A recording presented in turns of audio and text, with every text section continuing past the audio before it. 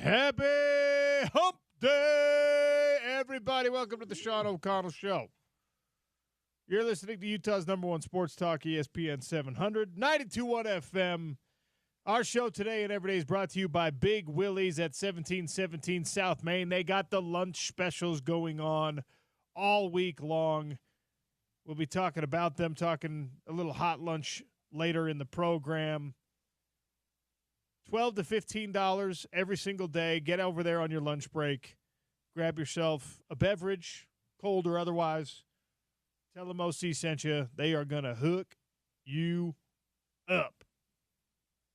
All right, we straddle last weekend, the reaction to everything that happened on Saturday, on Sunday with the NFL, on Monday Night Football.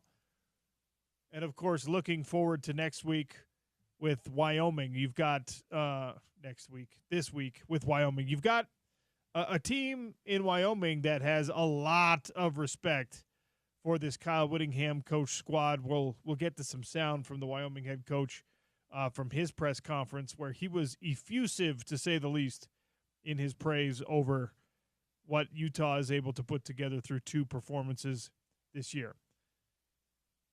Josh Furlong is going to join us on the show today. Trevor Riley is expected in studio. And Jordan Gross, one of the all-time greats in the history of this University of Utah football program, is going to join us.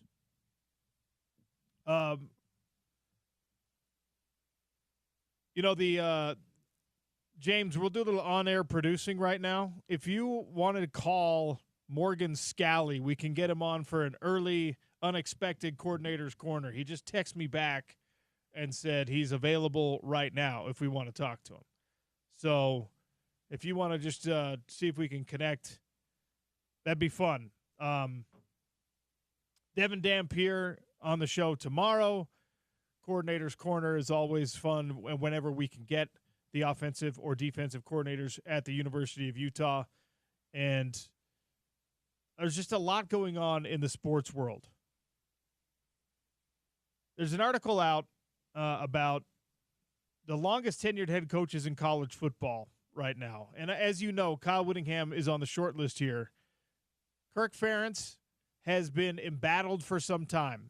Mike Gundy is a guy who's on the precipice, I think. He had to take $1 million pay cut this year. And Mike Gundy is hot-seated at some point. Kyle Whittingham has the coolest seat in the world. He gets to stay for as long as he wants to stay. My question is, with a long-tenured coach like Kyle Whittingham, how has he been able to maintain his competitiveness as the game passes by a lot of guys that have been there, for 20 years, or is starting to really wear on some of the other individuals that are in similar positions to Kyle Whittingham? We'll get to that conversation as the show progresses today. We're lucky enough right now to be joined off the top by the defensive coordinator at the University of Utah, my former teammate, our friend Morgan Scally, right here on the Sean O'Connell Show. Coach, how are you? Oh, see, you were waxing eloquent right there.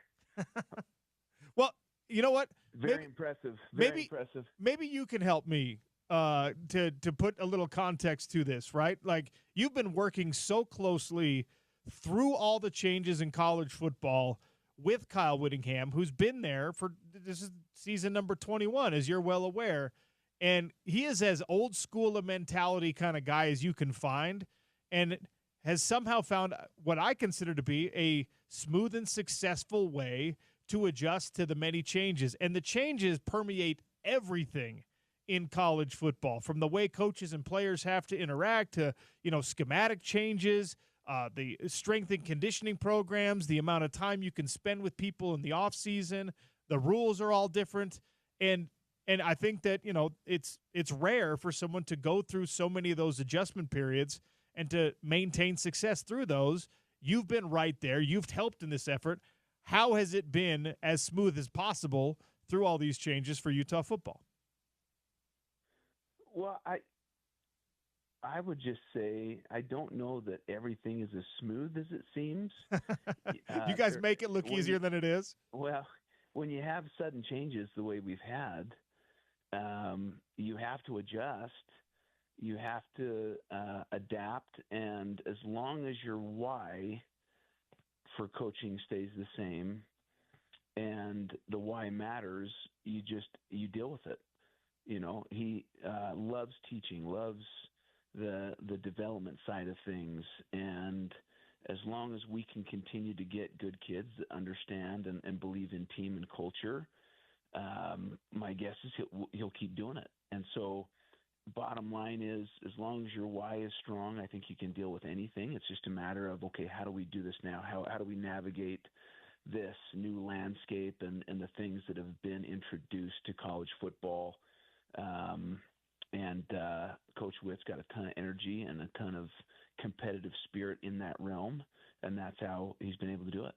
Well, how have you been able to do it? Because you've had to as well adjust to all these different things, and your why is not something that we've, I guess, ever asked you. Like, can you articulate for me the personal relationship that you have with why and how you make it through all of this? I would just say, as long as this profession allows me to really value relationships and the development of the whole human being, and things don't become transactional a majority of the time. Things are becoming transactional a little bit, but I just feel like we still got great kids that understand the value of what they're getting here beyond coaching the game. And so that's what I love about it. And I think with what's being done to put rules in place, who knows where it's going to go from here.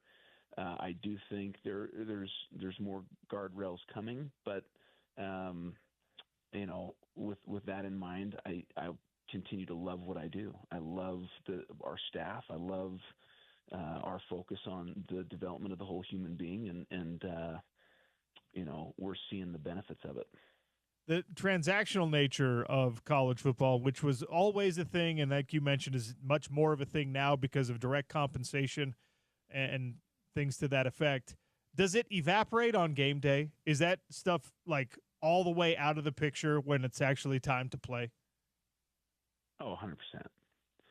Yeah. I mean, when you're out there on the field, anytime you're out there on the field, right? It's the game. It is what we grew up loving. You grew up playing football because, oh, hey, I'm going to get – no, you played the game because you were with your boys, and it was fun. And there's been things throughout the years that have changed that for young men, but for some young men, I think there's a lot that still love the game for what it is, and it's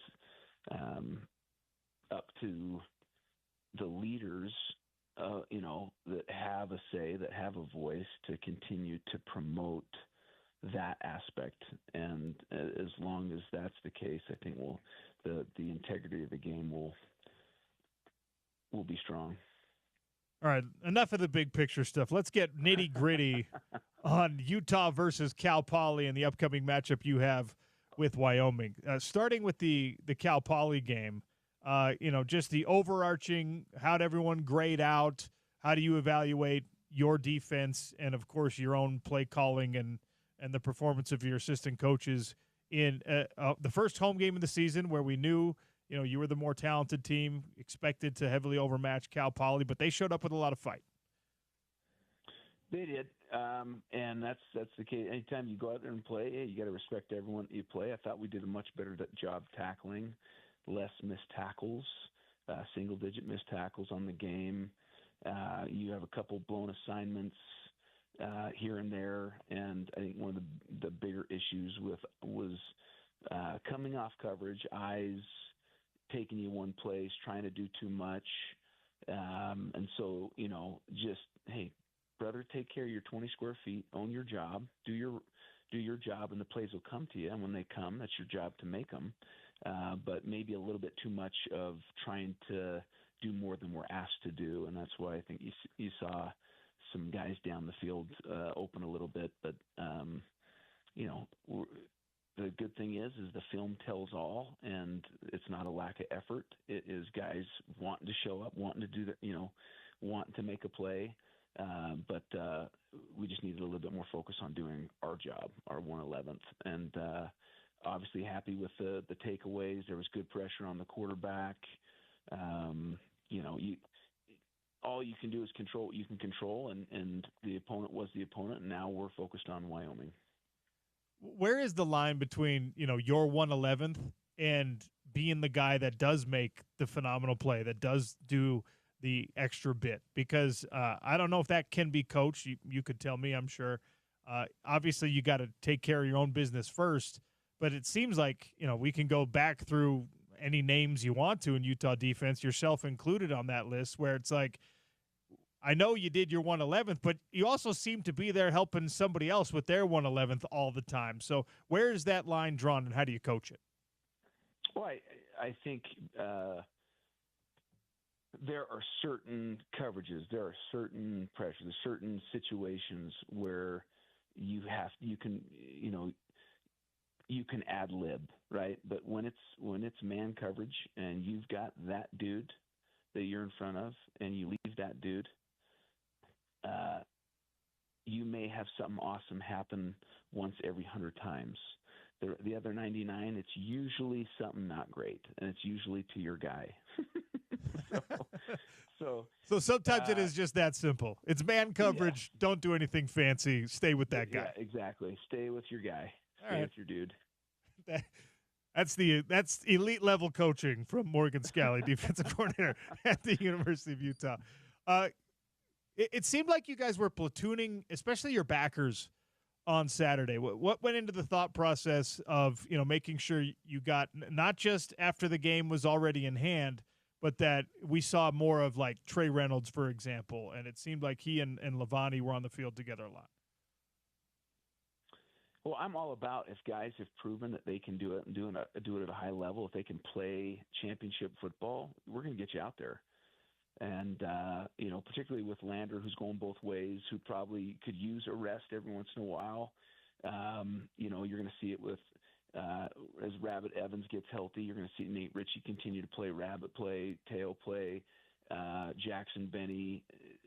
If you are proving to us and you can help us win at a championship level, then you're going to play, and we're going to rotate you. The defensive ends, you saw the defensive ends rotate.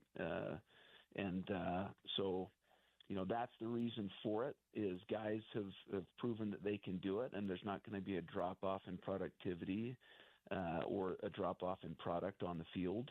Now, some of the younger down-the-line guys got some time because of the situation in the game of us being ahead. But there's a bunch of guys that are going to continue to get reps, and there's going to be a rotation. Speaking of rotations, John Henry Daly, one of those defensive ends that we're going to be seeing a lot of, and he was heavily involved. He started the game and was in that rotation, and productive again. He's got 3 sacks so far on the year. He had 2.5 tackles for loss in this game as well. And we haven't talked a ton about him specifically. You and I haven't, at least, but he's really emerging in 2 games in that small sample size as an absolute star for this defense. Tell me what you're seeing from him in practice and how he's gotten to this point. Well, John he understands his strengths, and he works the crap out of it. He's also a very smart football player that studies a ton of film, that if you have any tells as an offensive tackle, he's going to find it out and find out how to use it against you. He's got an unbelievable motor. He's a lot like Hunter Dimick in that sense. Sorry, was that? That was accidental button push. And anyway, okay, keep going. Okay. Keep going. I don't know where that came from. But he's a product of relentless football, and he's making plays because of it. And he's also got quality defensive end on the other side. Like I said, the depth we have at defensive end, it's, we're blessed that they can't just key on one guy. And so, but man, love what John's doing the first couple games, and really all our defensive ends for that matter have been productive. All right. I don't want to violate policy on talking about injuries here with this question. And so I'm trying to be careful about how I phrase it, but Logan Fano was dressed, and we didn't see him play.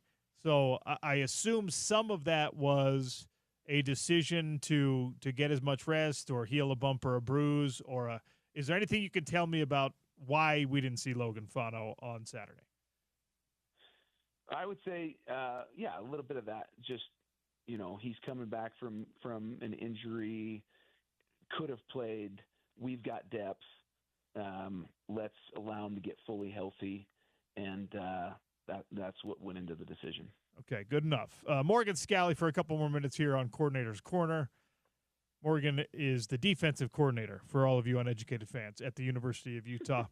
The cliche of, game 1 to game 2 is where you're going to see individual development the most, especially from guys who are kind of brand new and, year 1 to year 2, et cetera. Well, game 1 to game 2 was obviously UCLA to Cal Poly. Was there anyone who was getting kind of their first reps against UCLA or, some of their first reps against UCLA that you could tell were a lot more comfortable, looked a lot more dialed in and adjusted in week 2?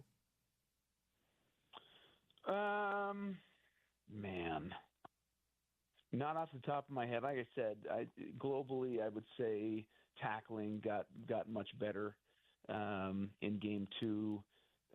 We got sloppier with penalties. We weren't penalized that much in game 1. Game 2, you saw the offsides, you saw the pass interference, so a little bit sloppier there.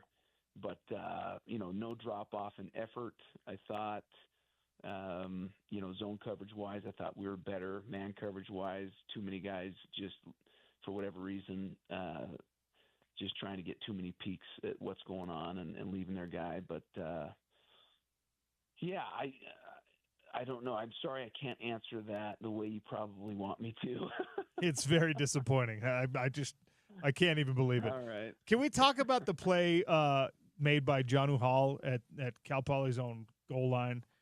It was that was great. Effectively a sack interception. It was he's right there in the face of the quarterback, and instead of getting him down, he gets the ball back and almost scores the touchdown. I mean, that is one of those plays where it's just like the fielder's choice. Which devastating outcome for Cal Poly are you gonna mete out upon that poor Mustang? And he ended up taking the ball away. I'm sure you've watched it plenty of times on film. Tell me about that play.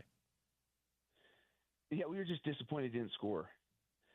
I'm messing with you. But no, it's a textbook teach tape, and it's going to go in Coach Swan's vault, I guarantee it, of match the hand. You see defenders in those situations jump and the quarterback taking advantage of it and then, staying alive and ducking underneath them and stuff like that. So we teach our guys, as you're bearing down on the quarterback, match the hand, don't jump. Just whereas, as he's about to throw, you put your hand where he's putting his hand, do not jump. There's times to jump, but you have to have distance in between you and the quarterback to be able to recover. Getting that close to the quarterback, there is no recovery. And so you really have to match the hand. He did a perfect job. It just so happened that he's also got some quick reflexes and was able to haul that thing in. But just an awesome play by that kid. Unbelievable. And changed the complexion of the game with, I think, relative significance because, the momentum had bogged down a little bit. I don't think the outcome was really ever going to be in doubt. But it certainly was a play that injected some energy back into the stadium and got things going. And he had the big special teams return shortly after. So, I mean, it's hard to really quantify what those types of plays mean, but it felt very, very big from that standpoint as well. Oh, no doubt. And as a coach, those are the moments that you live for. It's, hey, he worked the technique. He did it. He did what we've taught, and it showed up in a huge way. Of switching momentum or not necessarily switching momentum, but injecting life into the game. And, great job by Coach Swan coaching that up and Jono for doing it. And, that's, again, what you live for as a coach is to see that stuff go on. And I put him already on the long list of guys who've been at the University of Utah, who were brought in to play I don't know, receiver and ended up moving, or safety and moved down to linebacker. I mean, the list goes on and on and on. Have you ever gotten it wrong? Have you guys ever projected incorrectly and be like, oh, no, he's not the type of body that can gain the weight that we thought? Because we have so many examples of it working out to the benefit of the team and the player, which I think is equally important. But I can't think of as many where it's just like, remember when they tried to move that running back to D-line and it didn't work out?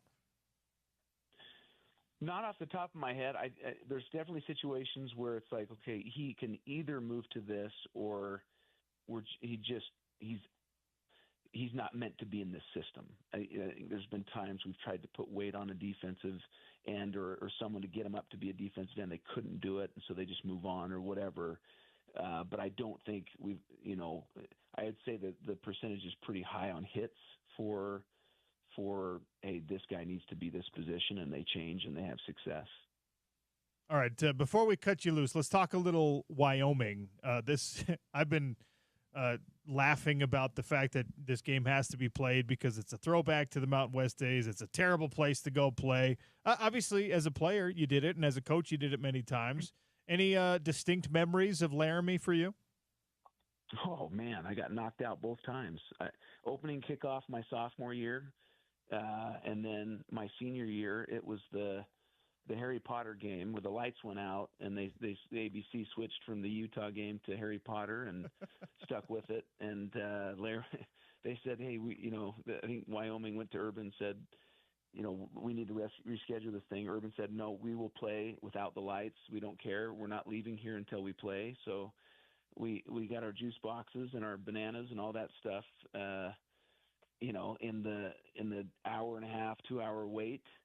And then we played that game, and in the fourth quarter, I collided with Ryan Smith and one other Wyoming wide receiver and got knocked out a second time. So good memories of Laramie. Did not mean to trigger you. I forgot. I forgot about that. Trauma. Wait, hold on. You got knocked unconscious in the Wyoming game. Did you miss any time after that? I don't remember. It was fourth quarter, the last drive, and Coach Witt comes over, stands over the top of me. My eyes are open, I can see, but I could not move my limbs. I couldn't move my body. So it took a minute to come to, and so they sat me for the rest of the game. Game was in hand, and I love that time. I loved our time in the Mountain West. I had no issues going to Laramie and playing these guys. And they're 2-0. They got a ton of motivation, a ton of stuff going good in their direction, and we're fired up. A proficient situation. They got one of the better wide receivers in the West right now from a production standpoint. What do you have to pay extra attention to scheming against this Wyoming team? Receiver, yeah. I mean, quick as a cat. They do a bunch to get him the ball in the screen game. Very good hands.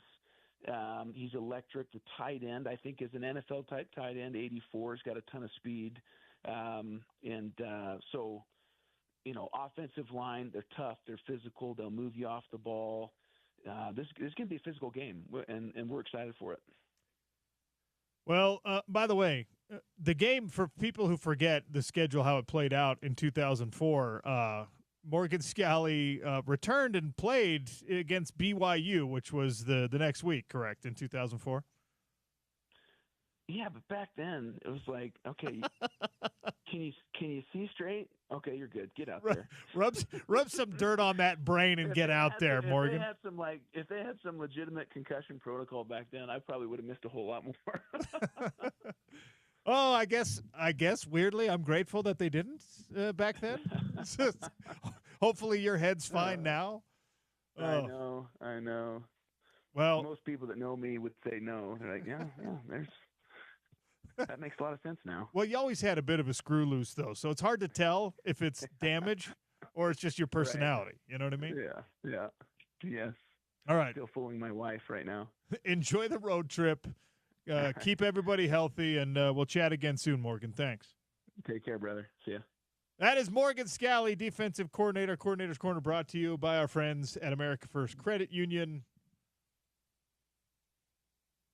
Wyoming, end of the game, knocked unconscious the neck, and this is an undefeated season. All right. You say twice, 2 different times? No. 2 different games. Oh, okay. One of the games. In Laramie, his sophomore year, knocked out on the opening kickoff. In Laramie, his senior year, collides with Ryan Smith, Utah corner, who ended up transferring to Florida. Not Jazz owner Ryan Smith. No, not that one. Ryan Smith. Or Sports Center anchor Ryan Smith. Ryan Smith, blazing fast corner, who played at Utah, and then again, this is pre-transfer portal days. When Urban left and went to Florida, Ryan Smith also went to Florida. He was a great player, so fast. But yeah, Morgan knocked out. Imagine this happening in 2025.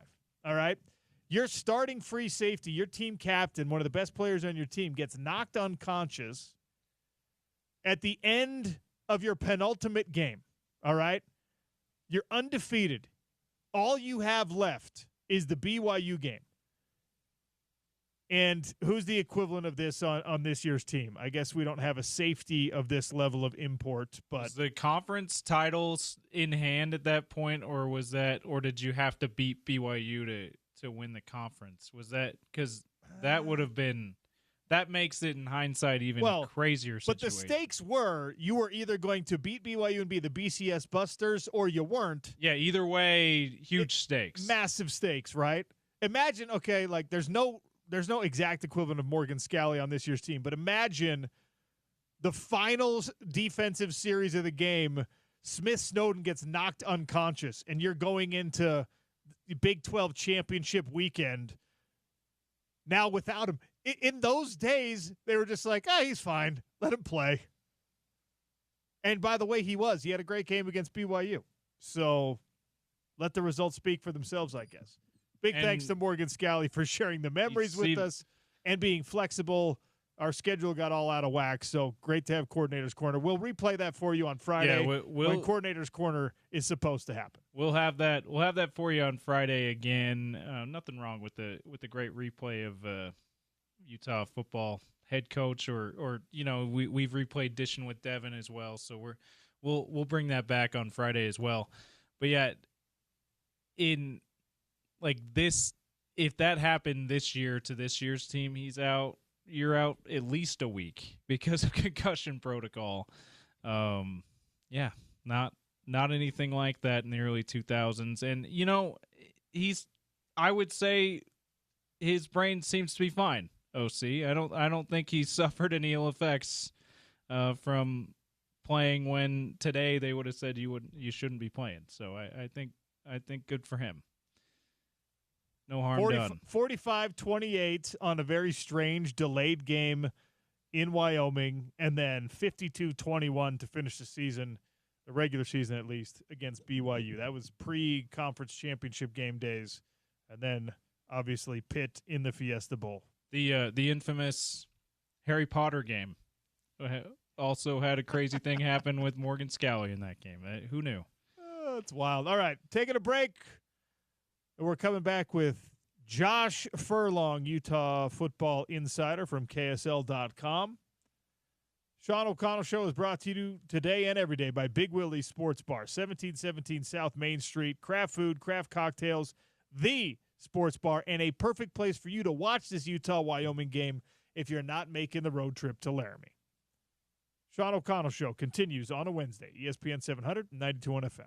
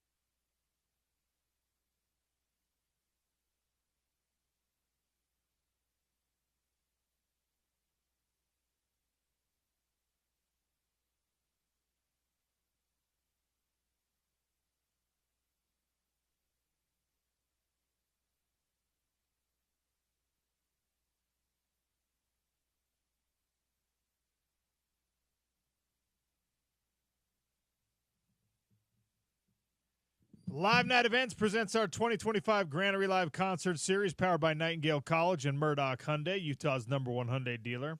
Outdoor concerts right in the heart of downtown Salt Lake City's rapidly rising Granary district. Details are available at ESPN700sports.com. We continue talking some Utah football after a conversation with Morgan Scally. Josh Furlong joins us, Utes Insider from over at KSL.com. Josh, welcome to the show. How are you? What's up, OC? How you been? Been all right, man. Been all right. What's your Kool-Aid meter at right now? Are you drinking the Kool-Aid? Are you mixing the Kool-Aid yourself? You selling it? You serving it up? Like how big of a believer are you that what we have seen from these first 2 weeks of Utah football is going to translate to a successful whole season? Yeah, I mean, I think I'm leaning more to the optimism side, right? I mean, I think we've had years past where Utah's done well in the first few games of the season and then not done as well. But I think you're getting a different sense of mentality from this team, that this isn't just like a flash in the pan moment for this team.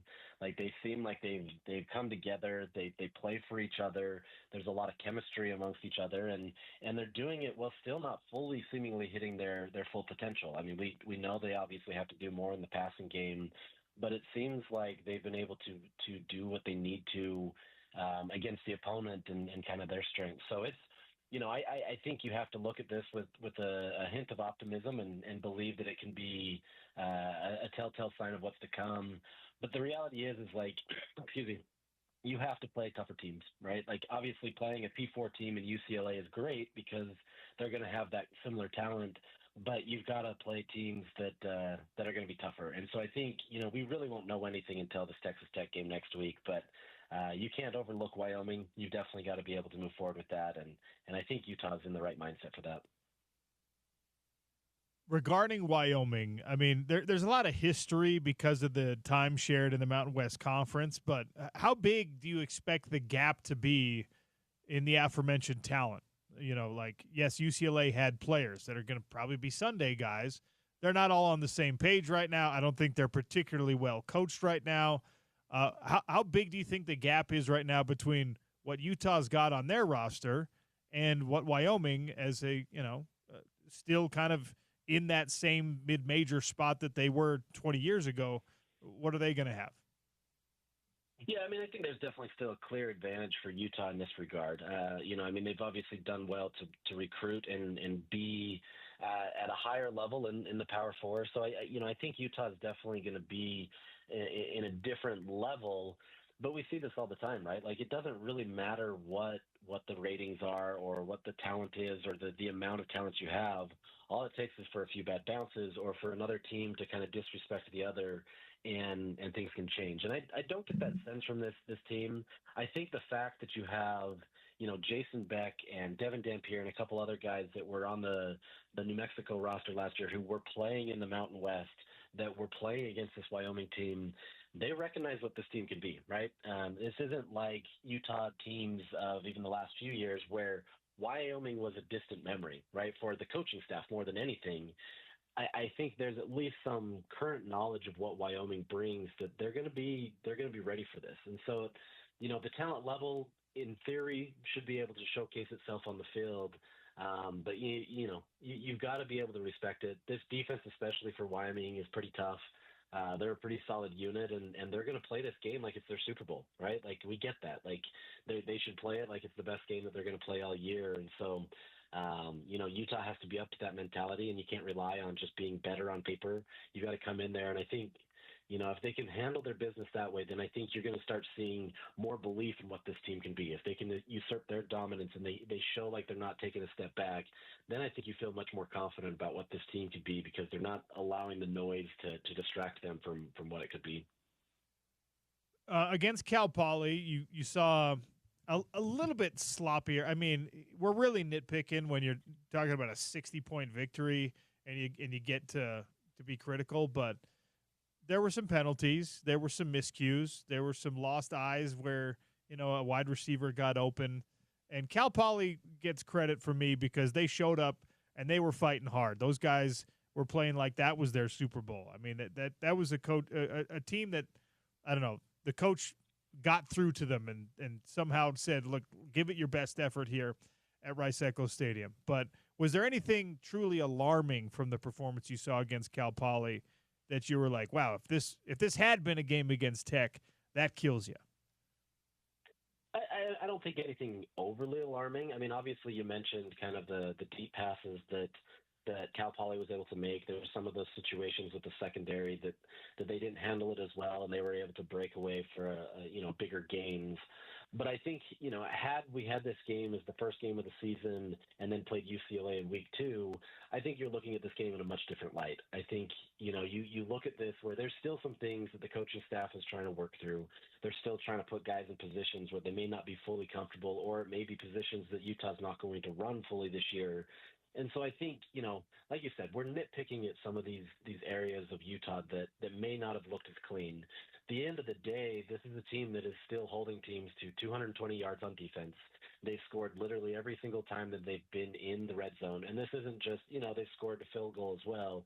Every single time that they've got into the red zone, they've scored a touchdown. So, they're hitting on all cylinders. It may not always look the prettiest like last week did, but at the same time, I think once they kind of commit to it, this is a team that understands that it is a better team than anybody that they're going to play. And so, I don't know that there's massive alarm bells. Obviously, we want to see more production in the wide receiver game, though you're going to get that from, Smith Snowden or Ryan Davis or whomever else there. You want to be able to see a little bit more tighter connections in the secondary and have a little bit better coverage so you don't get beat for long yardage.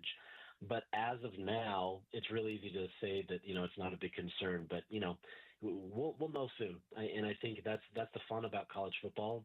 There's a lot of things that happen in the first couple weeks of the season where, when you look back in retrospect, you can say, yeah, that was the red herring, right? Like that's the thing that was going to cause the problem. And I'm curious to see what that is for Utah. But at the same time, I think this is a team that is constructed pretty well, and they're able to absorb the hits much better than they have been in years past.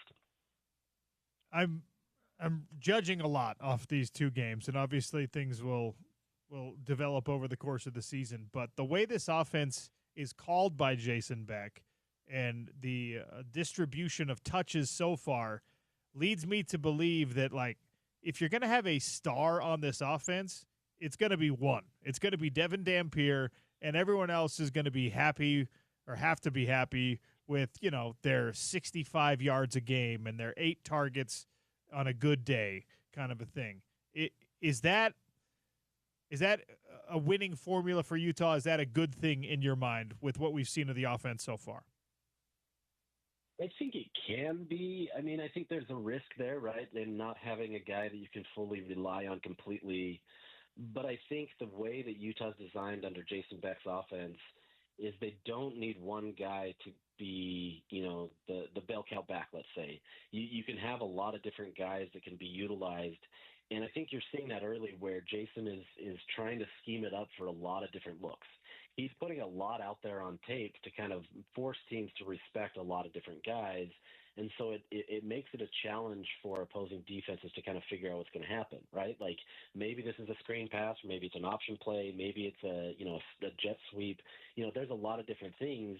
But the reality is any one of those can be a weapon, and now you've got to respect it fully. And so I think, a lot of these first few weeks, you're going to see a lot of gamesmanship in the offense from Jason Beck trying to establish what he can do. Brian Davis said that they haven't even really touched the full part of the playbook yet, which is really intriguing to me, knowing that there's a lot more that they can use. But I think the way that Jason utilizes his teams, he's going to give the hot hand, but at the same time, like you said, it may not be 100 yards, it may be 60 yards, or it may be a little bit more distributed to a bunch of other players. And I think that benefits Utah because then they're not this one-trick pony. It's much harder to be able to limit them in what they do.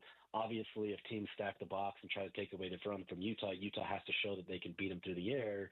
But if they can make all those things work, Utah's a much more difficult team to be able to face than having to say, okay, we know we can lock up Wayshawn Parker today, or we can lock up Tobias Merriweather and we're going to be okay. You got to lock all those guys up, plus the other guys behind them, and then 10 other people. Oh, and by the way, now you have defensive players that are coming in on the side of the ball.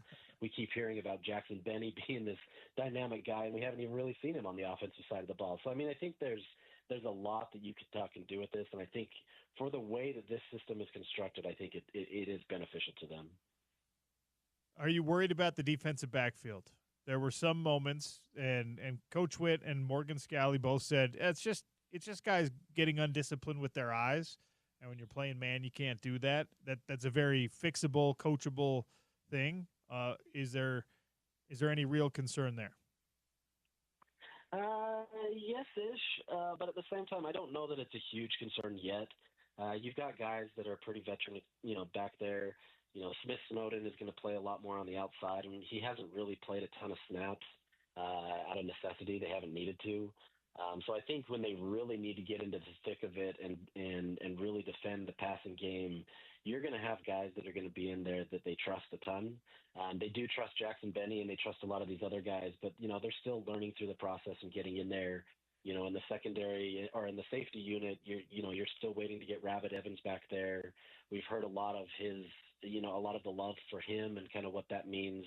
It'll mean that Tayel Johnson can play a little bit differently as well. So I think it's just kind of putting all the pieces together at the right time. Whereas right now they're still kind of toying around, seeing what they've got, utilizing different matchups.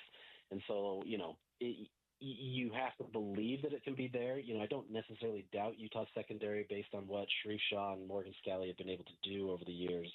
But, there is concern. It's just a matter of seeing it against tougher talent and seeing, what that looks like. The team has to focus on week by week. We can talk about whatever we want. And the 10 a.m. kickoff at Rice-Eccles Stadium, I think it's a phenomenal opportunity. I think it's a major showcase thing for the university. I've had, plenty of people text in and say Rice-Eccles is not going to truly be Rice-Eccles at 10 a.m. But that feels like something that's within all of our control to some extent. So your thoughts on big noon kickoff announcing Texas Tech. It'll be two ranked teams, barring any insane things happening for either the Red Raiders or for the Utes this weekend. What do you make of that opportunity in week 4? Yeah, I think we can all recognize that watching a night game at Rice-Eccles Stadium is different, right? Like, I think it's just a different vibe. Utah fans come alive in those moments. And so I think the idea and passion of having games at that moment is real, right? Like, you want to be able to showcase yourself there. But I think when you're a program like Utah, who really feels like they have greater destinations that they want to be to in the future, maybe it be the Big Ten or something else, trying to be able to be in this era where, you're alive in whatever the new iteration of the power structure is, you want to be on a platform that you're going to showcase your brand. And the fact that you get to be able to have that big noon spot, to be able to showcase it on the East Coast, West Coast, wherever it may be, on Fox, you get all this love from the national media that are going to be in attendance. This is as good as you can get. And so it doesn't always, favor the fans. And I understand that this is a game that should favor the fans a little bit more. But in the day and age where it is, like, you need to market yourself. And if Utah can go out there and defeat a team like Texas Tech, who has been completely dominated in the national media based on how much they're willing to spend, they're the USC equivalent of the Big 12 right now in terms of just the monetary value. This becomes a great boon for your program and the university. All these things matter to people outside of football. The attendance can go up because you suddenly have a brand that's effective. The reason why Alabama's attendance has gone significantly up is because they've been a national brand in football, and they're seen in a lot of areas. And so, beyond just the football level, this is a great avenue for Utah to be able to kind of showcase themselves, especially if you win. So, it's kind of tough. We all understand that day games can be hot. They can, they lose kind of some of that energy. But I think in a game like Texas Tech, it doesn't really matter what time it's going to be played. The fans are going to show up. They're going to be ready, and Rice-Eccles is still going to be a hopping place. Is John Henry Daly going to be a double-digit sack guy? Oh, yeah, I think so. I mean, I think the trajectory that we've seen with him and the motor that he has and the tenacity that he has to get in that backfield, I mean, I think it would take an injury or somebody just really double-teaming him or doing different things to kind of limit him that would preclude him from getting double-digit sacks. I think he's just got that right mindset to be able to get there. I'm really curious to see when Logan Fano gets factored in a little bit more, and maybe some of these other guys, if that limits him a bit. But I think he's definitely the future of this program, and I think it's a great asset to have. And I wouldn't at all be surprised if he's a double-digit guy for sure. I mean, before I let you go, as long as we're talking about the future of the program, I love what we've seen from Devin Dampier. I mean, on the field and off the field, he seems like exactly the right guy for this moment for Utah football.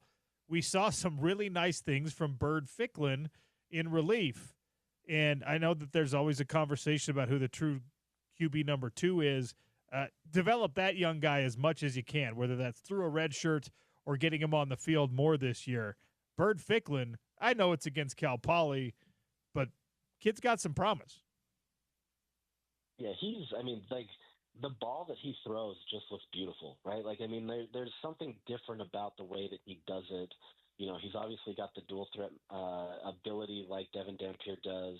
You know, the two have similar games, and so I think you can model him. But, you know, I think this is a great system for Utah to be able to have him develop in, because if they can keep him and they can continue to let him kind of get these moments where he can grow, you know, if Devin leaves this year or next year, I mean, that's a great asset for Utah to have, and you've got another guy in the works that they believe in. You know, I think this is kind of the direction that they're going with. There's no, you know, bad things about Isaac Wilson. I think Isaac has a much tougher challenge to be able to be QB2 in reality. But I think if you've got a guy like that who's already showing promise, who doesn't look like he's afraid of the moment, that bodes well for this program. And now the real battle will be, if he continues to keep making progress, is trying to keep him and being able to pay him so that he doesn't go somewhere else and you've just developed a better quarterback somewhere else. Why you got to bring that part into it, Josh? What? Man. Why you got to remind people of the reality of college football? We're talking X's and O's now, all right? My bad. I'll remember that next time. Appreciate your time as always. Keep up the great work. We'll see you soon. Hey, thanks, Ainsley. Appreciate it. That's Josh Furlong, KSL.com sports director, beat writer covering Utah athletics. And he's absolutely right that the double-edged sword of having talent on your roster and letting other people see how talented those players are is then, if you want to keep them, you got to pay them. But if you're going to be a big boy program, and Utah has decided they're going to be a big boy program, you got to be willing to face that reality. And I think the Utes are. So, big thanks to Josh Furlong for joining us. All right, Hot Lunch is coming next. Wait until you hear what the Wyoming coach said about this Utah football team. Sean O'Connell Show on Utah's #1 sports talk, ESPN 700 and 92.1 FM.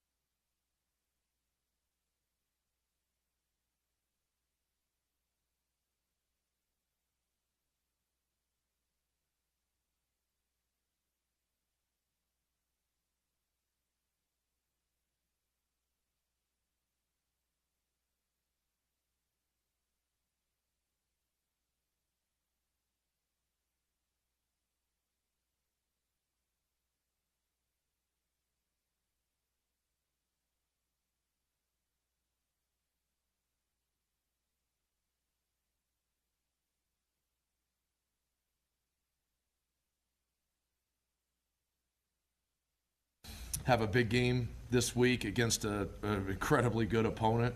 I vote in, I think, the USA Today poll is what it is. I had them 12th a week ago. I had them 10th this week. So, I see this. I value them a lot more than maybe what someone else on the outside is right now. They're really good. Obviously, they're averaging 53 points a game. They're allowing 9.5. They've got a quarterback in Devin Dampier that I don't think we've stopped ever. So we've got to try to figure out a way to do that. But they also have an incredibly good offensive line with 2 outstanding offensive tackles that are as good as what you're going to find anywhere in the country. And they don't have a weakness, in it. They're good in the return game. They're extremely strong on defense and physical and play very hard. They're well coached. There's not going to be any lack of attention when people put on that video and see everybody that we're going to have to play against this week. It's a really, really, really good football team. And I can promise you this, there's not going to be a lot of coaches around the country that watch these guys on video that are signing up and going, let's go play these guys.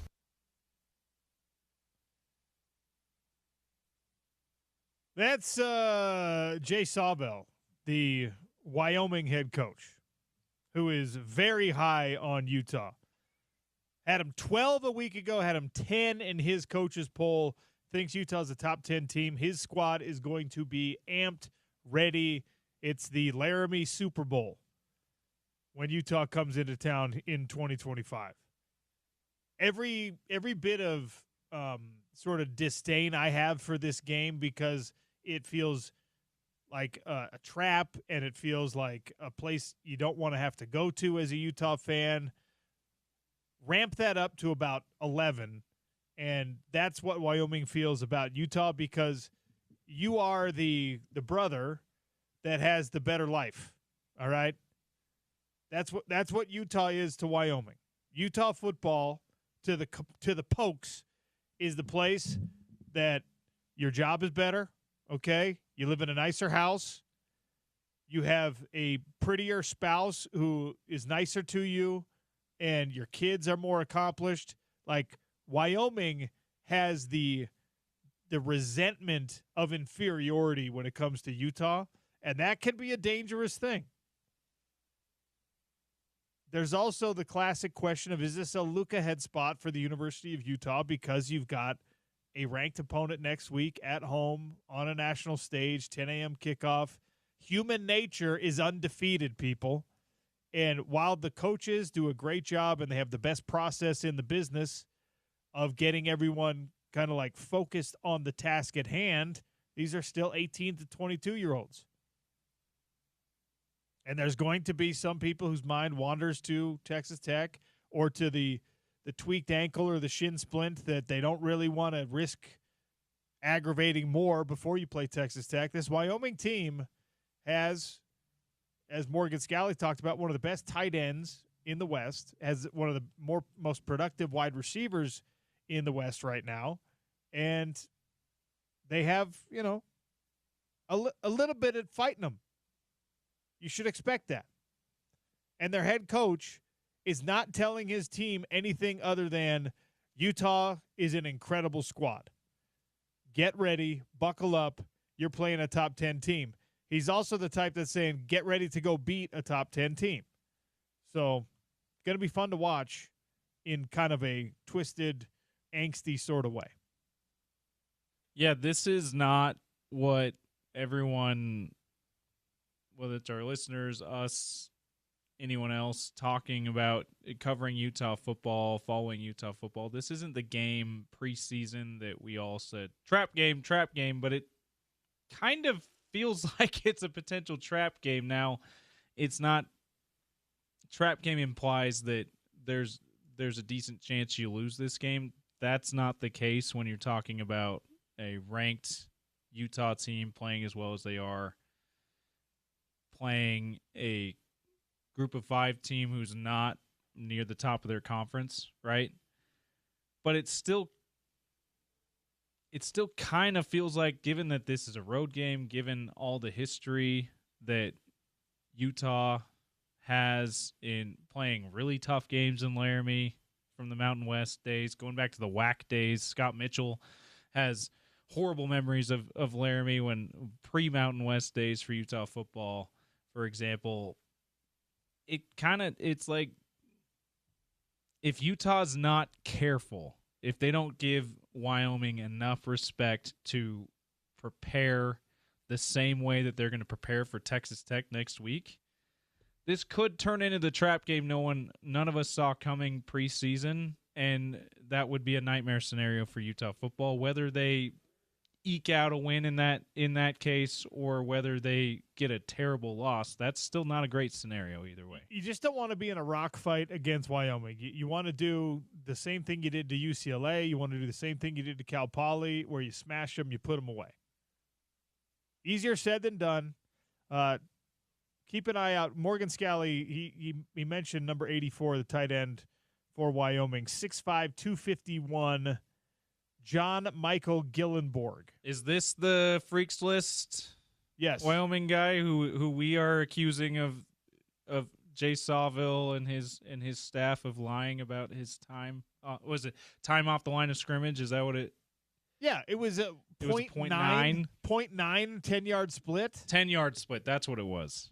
0.9. All right. Also, John Michael Gillenborg, John Henry Daly, who emerges in this game as the number one first name guy, with one of those first names being John. All right. By the way, John Henry, we don't want Mrs. Daly getting upset with us. It's not just John; he's John Henry. All right. And by the way, John Henry Daly, a truth teller. John Michael Gillenborg, a liar. 0.9 10-yard split. Doubt it. Okay. We're gonna be. You know what? OC's going to have a stopwatch while he watches the game. I'm making the trip, James. I'm going to go to Laramie. I'm skipping my dad's 70th birthday party. All right? Sorry, Mr. O'Connell. I'm going straight to Laramie, and I'm saying, hey, John Michael Gillenborg. I'm in the stands, all right? And I've got a megaphone. You didn't actually run a 0.9 10-yard split, John Michael Gillenborg. That's a lie. You're not on the Freaks List. Yeah, it's not Bruce Feldman. We're not putting that on him. We're putting that on the Wyoming coaching staff. I'm gonna have a stopwatch that is Flavor Flav sized. Okay, it's gonna be massive, and every time he comes off the line, I'm gonna be like, beep! Oh, look at that! That's 1.4. That's not 0.9. John Michael Gillenborg, liar. He's a good player in all seriousness, but. And I'm sure his 10-yard split is actually really fast compared to a lot of people, but 0.9 seems impossible. They were like, Caleb Downs' isn't that fast. Yeah. That seems beyond impossible. That seems like you dreamed about being 0.9, and so you told Bruce Feldman that. Jeremiah Smith's is like 1.3 or something. It's just like, but this guy, this tight end from Wyoming, is significantly faster than that. Stop it. The Freaks List game. That's what we're going to be calling this game. Yeah. So I'm sorry, Coach Sawville. You lied about that. You know what? James, get the strength and conditioning coach at Wyoming on the line right now. Okay? Let's make a call. Looking him up. Watch out for 84. He's actually a good player. Wow. His name is Cowboys Elisaiah. That's interesting. Okay. Just So there are some matchups you're going to have to pay attention to against Wyoming, but the reason I wanted to play that sound for you in the hot lunch, brought to you by our friends at Big Willie's, is because Jay Sawville, he's as high on Utah as a Utah coach is high on Utah. Higher than most people. He's got him as a top 10 team. Obviously, we see the AP poll. Utah's got a 20 next to their name, so that's high praise. You can find the transcript of his comments, by the way, and he goes deep. He talks about everybody on this roster. He talks about Smith Snowden. He talks about Lander Barton by name. He doesn't say number 8, number 2. He doesn't say coaches just do that. It's like they got really good players. One is named Smith Snowden. One is named Lander Barton. I'm scared of those guys. He's got a different approach to it. So it is what it is. We appreciate you, Coach, but also we think you and your coaching staff are liars about the 10-yard split. So you're back to neutral for us, okay? Because I believe back to neutral. I believe that you are saying the right things to make Utah fans feel good about this matchup, but I don't believe you when you put false numbers out there. Go check out the Hot Lunch today at Big Willie's. Tell them OC sent you. Grab a libation, maybe just grab a soft drink. Watch the sports that are on television. And check out the Mammoth mural on the side, by the way. Actually, really, really good. Get you a picture in front of the Mammoth mural. I think it's on the west side of the building now, if I'm not mistaken. Sweet looking. It's really, really cool. And maybe see if you can get like a table reserved for Saturday when you go back to Big Willie's to watch the Wyoming game. And you join us in your skepticism of the burst speed of John Michael Gillenborg. Bring your stopwatch when you watch it at Big Willie's. All right. We're going to see if we can track down Trevor Riley here on the Sean O'Connell Show. It's Utah's #1 sports talk, ESPN 700 and 92.1 FM.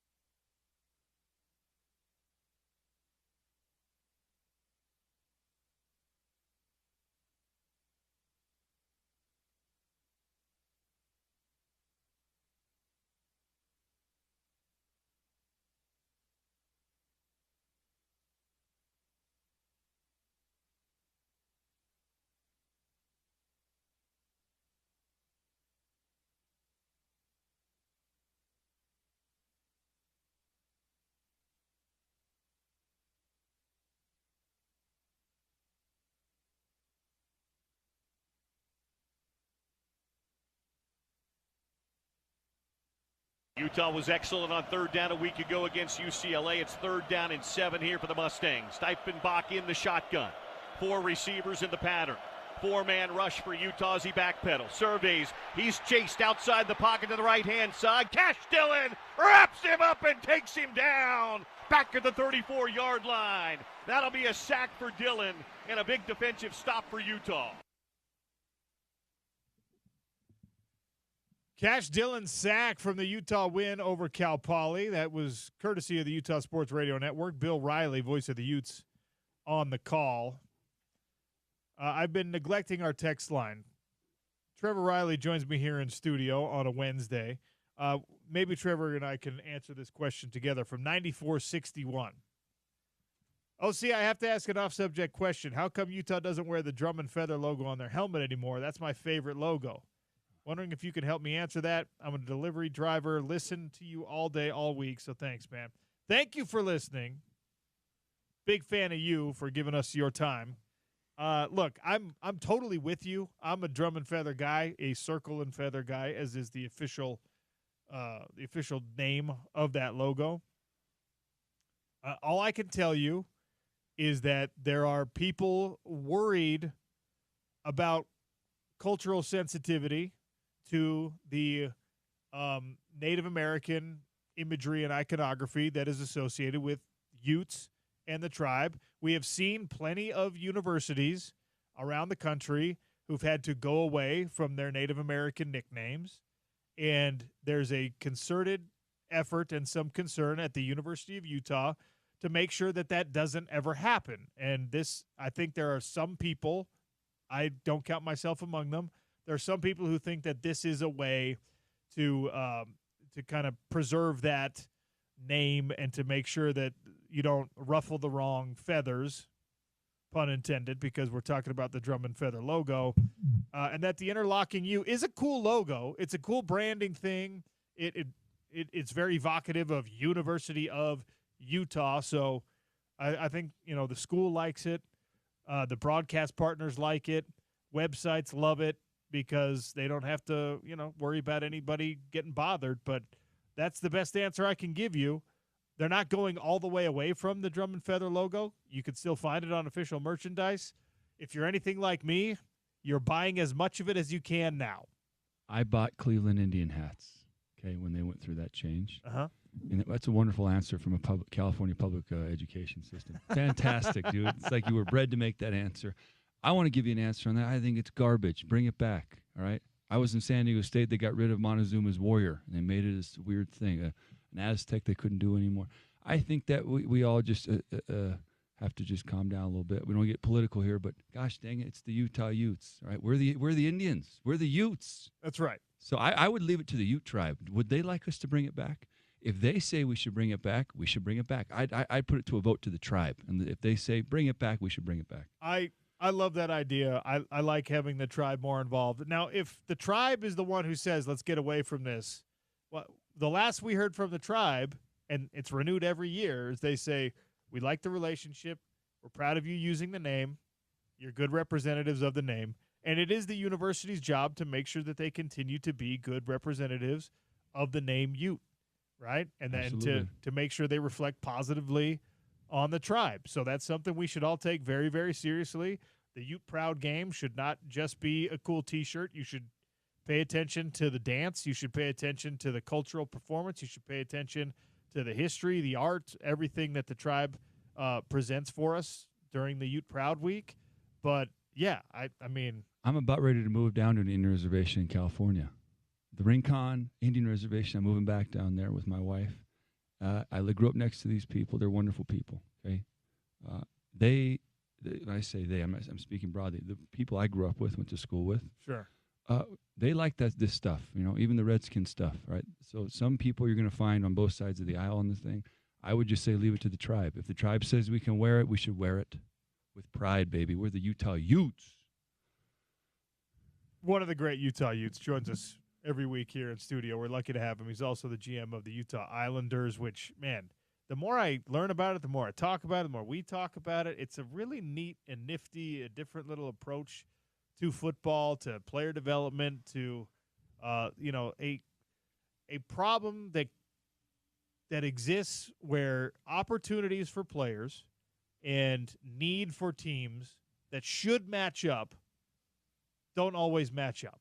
Yep. And a different way to bridge that gap. So I like hearing about what you're doing. It takes a few years for some kids, Sean. You and I were talking off air about when you were on those great teams in the early 2000s. Not everybody's going to play right away. Yeah. And so you now run the risk of losing guys to the portal, but at the same time, kids love to go to school here. They don't really want to leave sometimes. So there can be an answer. We can have it both ways. How about you stay here, you go there, and we'll bring you back in a year or something. I think it's headed to that. You know, we've talked about it ad nauseum in small circles, but on the bigger stage now that we're on, we want to have a system where guys, just because they don't perform for a year, we have to wash them out. And we saw Utah, we cut, 50 guys last year, or we got 50 new guys on the team. That's a new thing for us, man. During the first 2 or 3 years of the portal, we weren't doing that. We were on the other side of that. We were retaining. So it can solve a lot of issues, and not just for Utah, BYU too. You know, we're not exclusive to Utah. We have guys that are on BYU. With that being said, you know, Utah would be nice to. BYU kind of has a Snow College, right? It's down there. Utah has the Islanders. We hope it'd be a nice little bridge there if we can put it together. Let's talk a little Utah football against Cal Poly. It played out similarly to what we thought. It was a big blowout victory for the Utes. There were some moments in that first half where you saw some penalties, some missed assignments defensively. Cal Poly gets credit from me. They fought hard, and 5 minutes left in the second quarter, it's a 2-score game. I'm telling you, I was golfing yesterday with this Thrive Capital group, Mike Rice, and they're giving me their view on the game. They say they get behind us a few times in the secondary, and that's going to happen when you play some of these teams where you play man coverage, right? And you got some good athletes. But I thought the game was generally, we whooped them. I think all the way through it was pretty much a whooping, and I thought we tackled better. And I mean, there was a lot to take away from that. We had some long touchdowns, explosive plays. This week going into Wyoming, right, should be a similar story. They're going to be a little bit better, but we should handle these guys. It should be a 2 or 3 score victory minimum, in my opinion. So you bridge the gap between Mountain West and Pac-12. Do you have Wyoming memories? Yeah. Austin Carter-Samuels, 2010. All right, we went up there. You can see that sign. You know, how's that oxygen level? You're like 8,000 feet up. Yeah. The stadium was about half full, and they were jovial people. It was the game. We won by a couple scores, but again, I don't take Wyoming too serious. No disrespect. They can't. It's hard to recruit there. Jim Harding coached there for a number of years, and his stories were pretty much, it's just buckle in. Right, you're in for a long winter. And so it's hard to recruit. It's hard to bring kids in. There's been some famous people who've played there over the years. One guy comes to mind, Mike Westhoff, one of the great coaches. Among other, there's been some great teams there, here or there, but we should handle these guys, okay? And it should be a similar story. And I think we're improving every week, and we can't say enough about this offense, right? This offense looks like they're poised to make a serious run. Texas Tech's that big thing. We don't want to get ahead of Wyoming too far, but we're all waiting for that Tech game, man. I'm looking forward to that one, dude. They look pretty good too now. Yeah, Tech looks good, and obviously there's a lot of stories about what they did in the portal and how they went and spent millions upon millions upon millions of dollars to add to their roster. And look, when you have a billionaire donor, you can do it, especially when it's a billionaire donor who played for the team. Isn't that fun, man?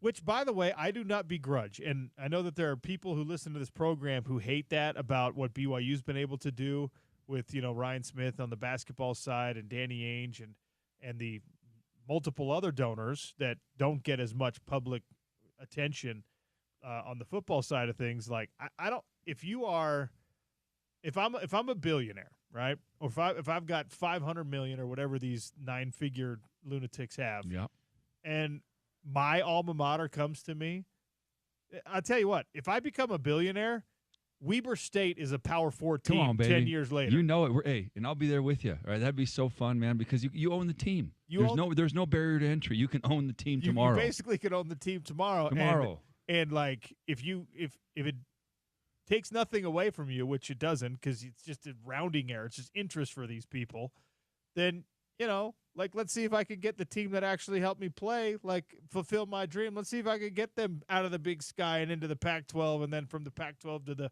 whatever else. I begrudge no one wanting to make their school a place to be. I mean, we've seen this with Liberty College. Someone's already done this before the rules changed, right? When a donor came in and say, all right, I want to play D1 football. Liberty College wasn't even a thing 20 years ago. Now they're winning 10 games a year. I mean, so everyone who's not a fan of this, it's already been going on. Utah Valley was a JC not too long ago, man. It was a junior college. They have Division I sports now. They're in the NCAA tournament in basketball. So if you just scale it, BYU is going to scale from where they started. Yeah, we got some room to grow here at Utah, and we shouldn't hate on BYU. They just, Built Bar, they've always kind of been ahead of the game since NIL started. Remember Built Bar? Remember they got every walk on a scholarship? That was revolutionary. Yeah. It was revolutionary. It changed the game. Yeah, they had there was the other, it was like an app of some kind, like a walking app or a map app or something that had not only the football team, but down there they had made it so that everyone in the athletic department was going to have school paid for. They were going to give track where you have to split scholarships and things like that. They're going to make sure everyone's taken care of. And Cody Campbell's the name of the Texas Tech donor, and he's done what he can. Now it's on the coaching staff. It's on everyone else. And, of course, there's a Wyoming game for Utah to get through first, and Texas Tech's got to figure out how to, get from here to there as well. But it's a national kickoff now. That's 10 a.m. That's big noon. I mean, I'd like to hear a coach say we're absolutely overlooking this opponent. I want to hear somebody say it. I want to see a coach take their chances. You know what? We're going to prepare for the next week and we should win on town. Well, I'd love to see that. You worked for you worked for the guy that was the only one who could possibly be willing to do it. You talking about Dion? Yeah, he might say it. Okay, Coach Prime could come out and just be like in a game against Southeast Louisiana Tech or something. Just be like, we're looking past them to Utah. How about when Grambling State played Ohio State last week? Did you see what the press conference the coach said? Yeah, he said, we all know what's going to happen. And he said we could compete with them with our band because Grambling is. I got a win in Grambling, dude. That was a big win for me, Eddie Robinson Stadium. Yeah, heck of a stadium. It's in the ground, but they filled it up, man. We played against them. Great football culture down there. I'm being serious about this. So if I ever have to get to run a big boy team, I am going to overlook a small team and try to prepare for the next one. And I say that kind of tongue in cheek, but that's where we're at here. Is you're talking about a very, very. I mean, we should handle this team by 3 scores minimum, and that's just based on the payroll alone. If we not do that, we're doing something seriously wrong. So I'm really looking forward to the game. It's fun to have these little regional trips. It's good to have these games, right? Everybody gets paid around us. If we're going to give money out, give it to Wyoming. I like that. I like Utah State, right? Have those games. I like that we can have those regional games, and every once in a while they get a win here or there. But I'm looking forward to the big boy football. I'm kind of worn out from this little ball stuff. I'm ready for the big boy stuff. I'm just happy to have football, period. But I want to talk something we saw in the Cal Poly game. Trey Reynolds got to be like the 4th backer who was getting a lot of run. Yep. And it's honestly been a while since Utah has had 4 starting caliber linebackers that they play significant reps and minutes for in every single game. And we asked Morgan Scalley about it earlier today, and he said, look, man, if you are capable of playing championship-level football, I'm going to get you out there. And the way that they had split it up against Cal Poly was it was mostly Lander and Jonnu Hall playing together, and then Levani Demouni and Trey Reynolds would go in on a different, the next series would be those guys. Something that you probably don't do by design against UCLA, and you probably don't even do it against Wyoming. But as a guy who played the position or played so much on, everywhere on defense, when you have real depth at an important position like that, and you can develop real depth in game time scenarios at an important position like that, how much better can it make this defense? I will say this. Quarterback, linebacker, very similar. You got to see the reps, man. And so it becomes a practice issue. Kalani, when I was playing for him at Utah, he wanted the starters to see 4 out of 5 reps in practice. And, maybe even more sometimes, 8, maybe 9 out of 10 towards the end of the week, because you want to see it. Okay? You want to get that pattern, because you got a split second to get off that spot, man. It's not like it's safety where you got a little bit of time, right? They're coming at you. D-line, you just, get off the ball, right? When you're a linebacker, you got to read and react. Is it run? Is it pass? Play action. Where am I lined up here? Shift, motion. Oh, shoot, I got to move the 3-tech over. Hey, slide. And so if you take reps out of that from practice, right, it's a simple, time cost function there. You're going to lose reps, that mental reps that you won't be, the goal is to win the game, right? You play to win the game. So It's not something that's done a lot, especially at the pro level. You don't see linebackers rotating a lot, not inside backers. With that being said, Lander's going both ways. I think that's one thing. And number 7, forgive me, I keep forgetting his name. He's a safety. He needs as many reps as he can get. John Hall had that interception on the goal line was one of the, that's why he's playing, okay? But he's behind. A lot of years playing linebacker. He's way behind, so he's got to play catch-up. DeMooney, he's been there for a while. And then Reynolds, this comes from a linebacking family. I remember recruiting his brother they're from Arizona, the Queen Creek, if I'm not mistaken. So I like it. You're building depth as the season goes on, and if it's a couple games where you can afford to take those risks, but I still like the fact that you want to get those backers. Even we talked about Barton. Barton is probably going to peak towards the end of the year. Right? His brothers both did. If we're following the book, the more reps he gets, the better he gets. Every rep he doesn't play, right, is a rep taken away. I've already jumped off the bandwagon of seeing him on offense. Why? Because remember, they're not playing anybody serious, though. I know, man. but I want him. He is an All-American caliber player on defense, right? And I know that he's got all this great potential on offense too, and it gives somebody something else to prepare for. If you want to use Smith Snowden on both sides, fine. If you want to use Jackson Benny on both sides, they've already said they're going to do that even more. I need Lander Barton to be the best linebacker in the country. I hear you on that. Because he's capable of it. We've talked about this. He is. I think that it's not even a question he's capable, right? Everybody wanted him coming out of high school. He's played well. He's trending upwards. I think what it does is it puts a little jump start behind that offense, especially as a tight end. If I know that Lander's coming over, I'm going to step my game up during the week. I think that these guys playing both ways is going to lift the whole team, especially the offensive personnel, because you're looking over your shoulder now. Jackson Benny looks pretty good running those routes. Smith Snowden's dynamic with the ball in his hands, and when they play, it's kind of offensive. You're like, I have to sit? Really? This guy just comes here and moonlights, and now he's taking the scores away from me? That's an interesting perspective. You're absolutely right. You get jump start. Like, if me, you talked about hating on BYU. I would hate on that. I'd be a little embarrassed. Like, dang, dude, we can't. Yeah, we got to sit you when it comes down to crunch time because you're not like that. That's kind of a thing. Like, I'd have that chip on my shoulder. I think it's going to hopefully fuel the offense a little bit. All right, our conversation with Trevor Riley, part of our Big 12 at noon coverage, brought to you by Mountain Land Supply. Visit mountainlandsupply.com. He'll stick around maybe for the daily dump. I want to pick his brain on a couple more things here on the Sean O'Connell Show. It's Utah's #1 sports talk, ESPN 700, 92.1 FM.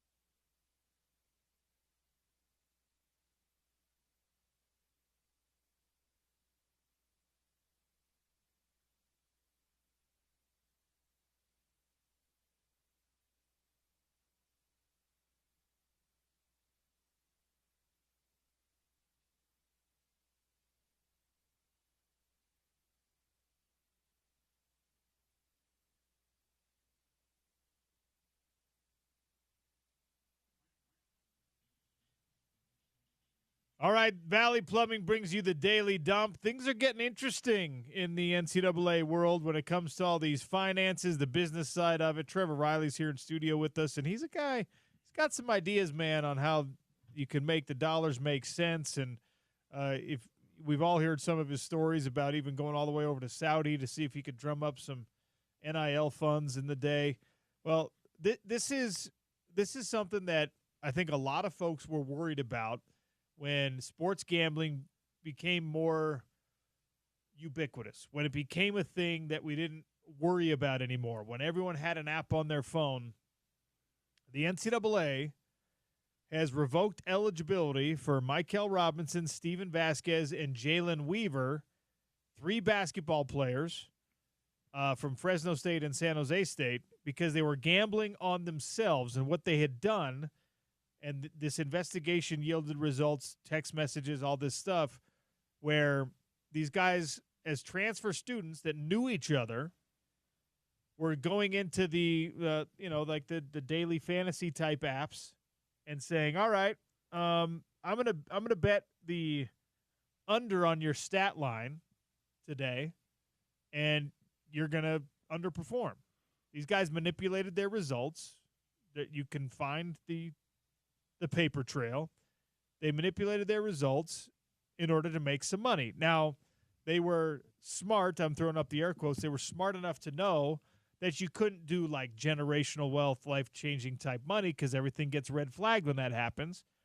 But Robinson, Vasquez, and a third party combined to bet about $2,200 on the underline for Robinson's statistical performance in 3 categories. And usually what those 3 categories are points, assists, rebounds. So you take the under on that total. That $2,200 bet cashed out almost $16,000. And then they redistributed the money amongst themselves. Now, this is a micro level. This is a low-level thing. This is, in the world of college sports, you might be sitting there looking at like, why do you care about these kids trying to make an extra $10,000 or whatever? Well, because if you're manipulating results by manipulating individual performances, that's when, it belongs in the Daily Dump. That's tough. So your thoughts? I read the article. Interesting situation. Just don't understand. People don't understand AI, I guess. AI is going to flag this stuff, right? There's all kinds of inconsistency.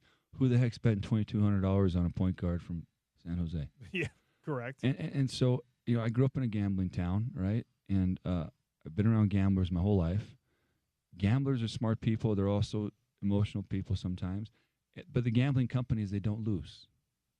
They don't lose, right? They really don't lose, man. And that's something that all these kids, there needs to be a higher form of education of some kind. Someone has to tell these kids, like it's pretty much foolproof. You're not going to cheat a casino, man. I promise you on that. You're just not going to do it. And so when I see these stories, all I can help is think as how dumb are these kids? How dumb are you? Like to really think that you could beat a casino. And again, it's borderline illegal if I'm not mistaken. So I don't know, man. It's kind of, I feel weird about it. I have a son and I have kids who are in athletics and I worry about it. Not really, but I worry about it when I read the stories. It comes into my mind like, man, could my son actually do something like this? So that's a lot to unpack there, but I would just say everyone listening, like it's a weird story, but we have to remember they have casinos, they don't lose, right? And then there's artificial intelligence and software. They have everything checked out, guys. It's just it's kind of just weird to see someone taking a risk like that. That's a big risk. Now their life, that's on the internet for the rest of their lives, right, Sean? That's going to be there forever. Well, you're permanently ineligible, which again, this is the other thing that unfortunately it gets lost so often in the conversation about college athletics these days. But there was a time not so long ago that the whole point of being a college athlete was to set yourself up for the next 40, 50 years because you had a degree. Yeah. Now these guys are permanently ineligible, which means if you're the team that has been if you're Fresno State, if you're San Jose State, you have absolutely no incentive to make sure that this guy gets an education, gets a degree, and sets himself up. I know it's a lot sexier to talk about $2 million NIL deals, and Jeremiah Smith is making $4 million to be the best receiver in the country at Ohio State. These guys were cashing. The article continues, and it's That big bet, the one that they got flagged for, that was $16,000. I mean, the investigation went so far as like there was one bet where they collected $600. It's just dumb, man. There was one bet where they bet $50 and collected $260. If you had done that instead of the $15,000 one, you probably, you get your grocery money for the week and nobody ever pays attention to it. But there's this other thing, right? When you deposit that money, okay, they already have it where all the athletes, they have a network where they already have your information. If you're tied to anybody who's cashing these things, it's red flagged. This is what I'm talking about, AI, okay, this software. Everything, they go through the roster and they start, okay, he's from here. Oh, shoot, we had to pay out here this much money on this prop bet. You can see, right, it's just a simple formula that I'm shocked that people don't understand this in this day and age. It's so easy to get caught. Why would you even consider doing it? I don't get it, Sean. I don't understand. $50, man. Help me unpack that one. $50. I mean, it doesn't make a lot of sense, and unfortunately, you on some level have derailed your life in order to try to, like you're saying, to try to get an edge on effectively an online casino now, which you're not going to be able to do.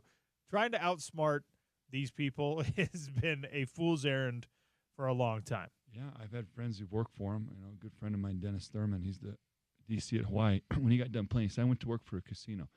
He said, I never went back when I was done working.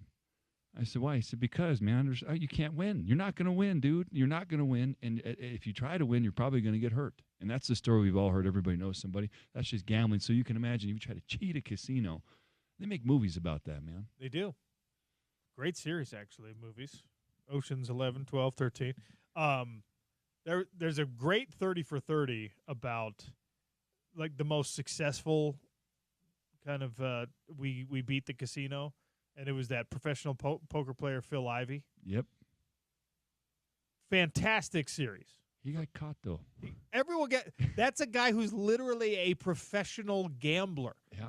It's his entire life. It's his entire lifestyle. He is way smarter than these college kids when it comes to – he knows more about the casinos than these kids will ever learn about the casinos. And even he couldn't get away with it. And that's why I bring it up, because it's like – It's a multi-billion-dollar industry for a reason. You're making a deal with the devil when you go into that casino. Everybody knows that, right? You're going to take your chances. But so I wish that there was more education on that. Again, it goes a lot deeper than just cheating a casino. They have systems in place for this. You don't think they've thought ahead about this? They got everyone on the entire Utah and BYU roster. They have their family. It's all linked in together. And so as soon as you make that deposit, right, I just feel bad for those kids in the future. Hopefully they can turn it around, and hopefully this is a good story and we can learn off it. But I just feel so bad. Like, gosh, dang, that's a bad crime to try to get off on. This is not a sports discussion at all, but when you got Trevor Riley, he's the right kind of person to talk about this sort of thing with. James, weigh in if you'd like to. For a year, NASA has been looking at this rock sample that they collected on Mars. Have you seen this? I have. Fantastic story. Confirmation of biosignature, microbial life, ancient microbial life on Mars. Unbelievable. In our solar system, the red planet, not so far away, according to at least one little rock sample. And when you think about the minuscule amount of contact we've actually had with Mars, like if there's microbial life, then there's probably water or the history of water. There's probably water. I'm looking at a picture of the rover. There's probably water 20 feet under the surface on that rover. We just don't know it yet. No doubt. Unbelievable confirmation of life in our universe, in our solar system, outside of Earth. Pretty cool. What a weird time. In the last 3 years, there's now UFOs. They're talking about them in Congress. Okay, they found life on Mars, and we now have humanoid robots. Did you see, by the way, did you see the video that they showed Congress of the Tomahawk missile hitting a UAP, which is the new word for UFO, and it didn't affect it at all? It like bounced off of it or something, dude. It just kind of spun a little bit and then kept flying. You know how terrifying that is? It's scary, man. Because the best case scenario is Not unless you have Bill Pullman and Will Smith. if That's we right, we dude. can send those guys out there. Oh, and what's the Randy Quaid too? We need Randy Quaid about as the independent? drunk crop you need duster. an alcoholic crop duster to save the world. As long as we got those guys, we'll be fine. What's a more harebrained save the world type candidate? Armageddon, where they got the oil rig drillers instead of training NASA scientists to do it, or when all of the potential heroic fighter pilots, it was a drunk crop duster that saved us in Independence Day. Unbelievable, man. And the crazy thing is that we have companies that are actually made to mine asteroids. That's a real thing, dude. That's really going to happen. We're going to mine asteroids, man. They found one. So clear out in the solar system somewhere that's got like more. It's like made of gold. It's like it would plummet the value of gold on Earth to being like worth $1. Reminds me of another great asteroid movie. Don't Look Up.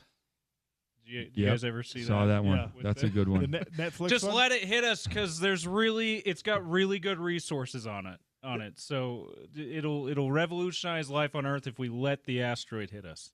Don't Look Up was a little too on the nose for the time it was released. Wasn't it? You know what I mean? I would agree with that, man. It was it was very thinly veiled political commentary. Yeah. With just good acting in it. If you watch it now, you can probably laugh a little more than you did if you watched it. But it was then. right in the heart and the mess of the whole COVID and vaccine debate and all that kind of stuff. Yeah. Just the world is totally different than it was before COVID, man. 2019, I have an uncle, okay, Scott Kimball. He doesn't remember COVID or the year after. He was in the hospital. Had water on his brain. We couldn't go see him. 2 years. He doesn't remember 2020, 2021. That's wild. He lives in Orem now, and so whenever I can, I pick him up, and we just hang, and we're re-educating. But he's doing life now. But he's like, I don't even know what happened. What happened? Well, not a lot. That was kind of the thing. Are we jealous of your uncle, Yeah, Trevor that's the Riley? question. I know that he's got a smile on 24/7, dude. Nothing ever phases him, and he's like, "What's the big deal, everybody?" And so, yeah, the whole world is crazy, but it's totally different. 5 years, man. We got UFOs, dude. We got life on Mars. It's crazy. Wow. That is the perfect daily dump right there. Yeah. All right, we got to the bottom of everything. Daily dump brought to you by Valley Plumbing here on the Sean O'Connell Flushed Show. it all out. All right, we'll turn Trevor Riley loose. Jordan Gross is going to join us on the show coming up in hour number 3. You want to know how great this is? You know how wonderful Jordan Gross is? He said, "Hey, can we push it back a few minutes? I'm taking my wife to lunch." What am I going to do? Say no? No, Jordan. You can't take your wife to lunch. Tell your wife to wait. You made a commitment to us on Salt Lake City radio. I'm sure she's not even that hungry. No, good for you, man. We'll get Jordan Gross on. Trevor, it's always great seeing you. Thanks for coming in. Fantastic. By the way, if you didn't check out, you want to watch the YouTube because of the shades Trevor Riley is wearing, so check us out on YouTube. We actually had one comment come in on the text line. I can't get over how awesome the glasses Trevor's wearing. Did you tell him I had a bedroom injury? My wife poked me in the eye. I didn't see. I didn't tell him. You just brought that to the air. I got a droop eye here, so I and then the light's a little. I'll put the stunner shades on. Dollar Tree, $1.50. They look great. Okay, they look great. I got his and hers, black and red. They Check look it out. way better than Dollar Tree sunglasses. We're not honest with that. Hey, we're not going to spend any time on what a bedroom injury is. Okay, that's not great to be here, Sean. This is a family show. Utah's number one sports talk, ESPN 700, 92.1 FM.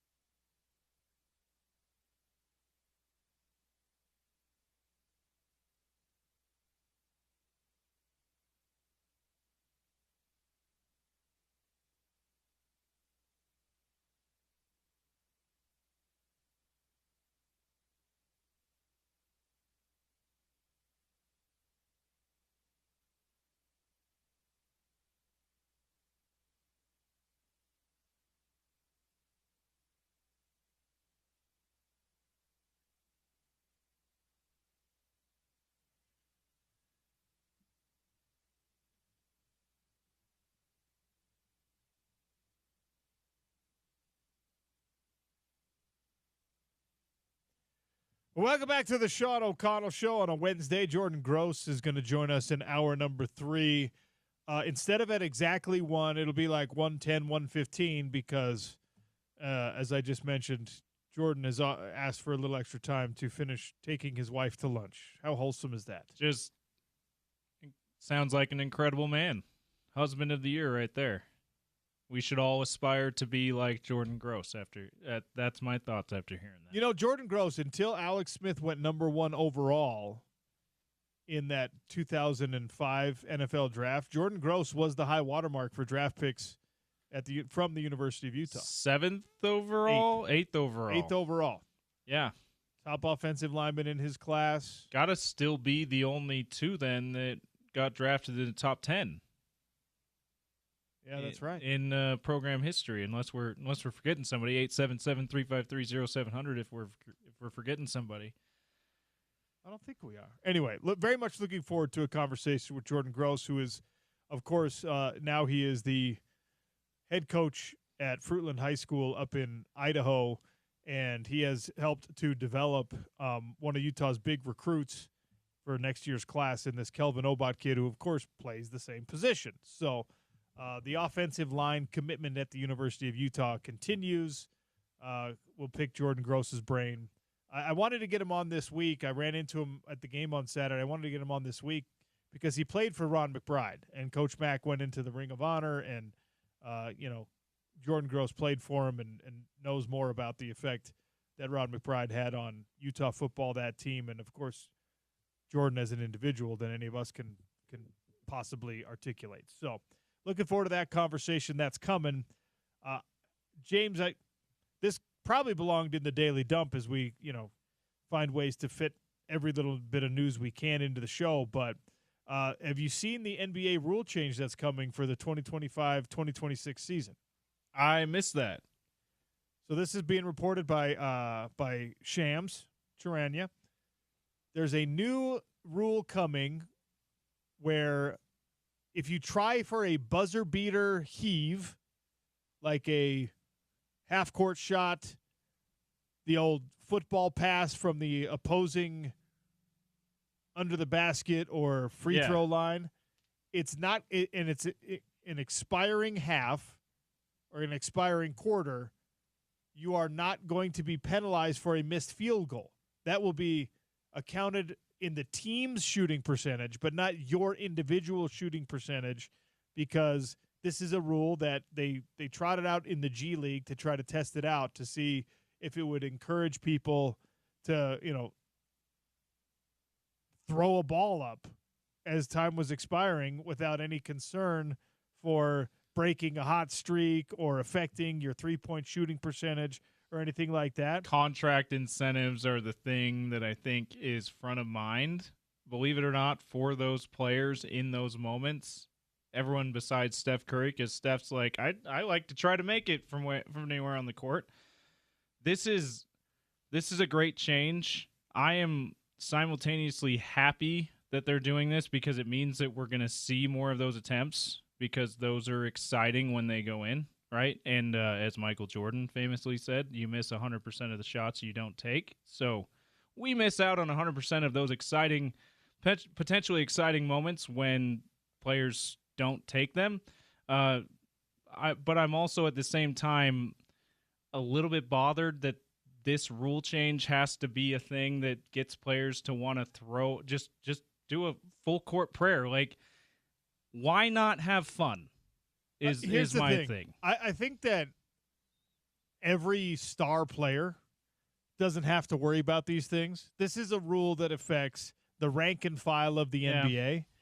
That and who knows how often those guys actually have the ball in their hands, but the criteria for what counts as a non-counting against your individual field goal percentage shot is a missed field goal attempt will take place within the final 3 seconds of the first 3 periods of a game. So I guess fourth quarter, game winner, it counts. You're not heaving. That makes sense. At the end of a game, you're not heaving up a random, or it actually is going to affect the outcome of the game if you're willing to heave it up. Yeah, but also end of a game, if it's a 20-something point blowout and and you're at the hands of the 20-something point blowout. You're not the ones winning, so you have no like cognitive dissonance of like, what should I take this shot to run up the score kind of thing. You're the team losing. I guess we won't see those kind of prayers, which I think is totally fine because, like you said, no impact on the outcome of the game at the end, and by that point in the game, no one's watching anyway. And if it is a shot that will potentially affect the outcome of a game, They're then it should be. Then it should be accounted on your field goal percentage. Yeah, anyway, I like that part of the rule. The missed field goal attempt was shot beyond the outer circle edge of the center circle extended, approximately 36 or more feet from the basket. Okay. And the play has to have originated in the backcourt. So if it's like a rebound, outlet pass, and then you chuck it up, that still counts against your shooting percentage. But this is designed for bringing the ball up the floor, half court, buzzer beater, inbound, crazy, so your only shot, whatever. So I like it. I didn't put much thought into this until reading about it. I'm glad this has been for basketball junkies. This has been something that has bothered a lot of people. Like, why are we so concerned about our shooting percentage that you won't just try this really fun, potentially fun shot? I like that the league is saying, yeah, let's get that back into the game. Let's incentivize players to do that again. Let's take this concern away that it's going to hurt my field goal percentage. I think it's ludicrous that that's top of mind. I understand why there's contract incentives tied to certain stats for certain players. Field goal percentage and whatever is one of those. But it's like, who cares? Just not who cares, because money matters. But like, just in that moment, will you just have fun? Just try to make a shot from an impossible distance. Like, that's fun, right? Just do it. This is great because the article goes into more detail. Jokic attempted 25 shots last year that met the criteria of those bullet points I just gave you, and he made 3. So he's 3 of 25, which is an abysmal percentage, but he doesn't care because he's Jokic. Yeah, he's shooting finances so often. don't. Yeah, the finances for him don't matter that much. He could have the worst. I mean, he's fine, right? Michael Bridges had the second most of those shots. He had 13, which was half. So Jokic, it makes perfect sense that he's the guy who chucks the ball because he doesn't give a bleep about basketball, period. So he is not the guy who's going to worry about his shooting percentage. He's not going to worry about any contract incentives tied to that shooting percentage. He also takes so many shots that is not like, it's 35 shots in a year. 25 shots in a year for Jokic. That he could miss all of them, and that's not going to affect. It's not going to hurt his field goal percentage very much. Steph Curry, I got to believe, is near the top as well. But 600, the NBA total 640 shots meet the criteria for that I just mentioned. So the NBA as a whole was 25 for 640, which is just under 4%. On buzzer beaters, 4% field goal percentage. That's like my lifetime shooting percentage. So I don't really understand why is that bad? I thought that was good. Is that not decent? It's more than 0. You're telling me there's a chance that if I heave this thing up, it's going to go in? It's kind of for me. It was always the same if it's a layup or if it's like from the other side of the floor. Might as well throw it up. I'm going to hit 4% no matter what. I keep bringing up that it's fun to do because if you grew up playing basketball, if you played basketball at all, like you always wandered to the half court line to see. Hey, I wonder if I can make a half court shot because it's fun. Anyway, I'm glad to see that we're going to have a little more of that fun element to the league. Rule change. Also, there's some more stuff we could talk about with the NBA and how Victor Wembanyama is going to be some type of like super villain, superhero, super weapon for the San Antonio Spurs. But for him, that's not enough. He's actually made a proposal that the Spurs have adopted on how the fan experience is going to change. Maybe we'll talk about that in the next segment before Jordan Gross joins us. Stick with us for hour number 3 on the Sean O'Connell Show. It's Utah's #1 sports talk, ESPN 700, 92.1 FM.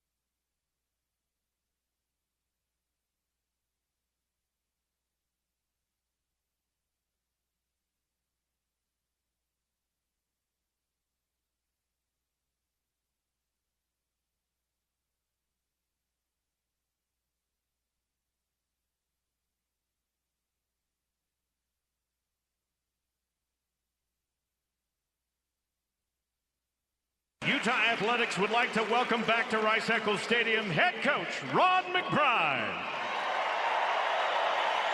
Coach Matt is joined by his wife Vicki and family and had 3 stints coaching the Utes starting in 1977.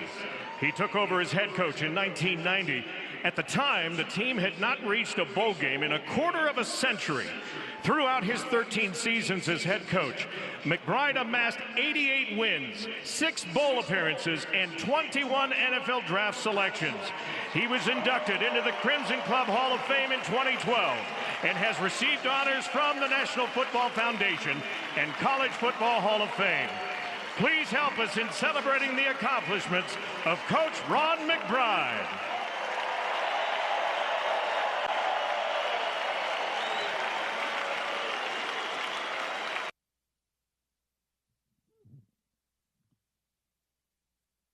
That was very obviously the sound of Ron McBride's announcement as a Ring of Honor inductee, halftime as Utah demolished Cal Poly this past Saturday. That sound courtesy of Utah Athletics.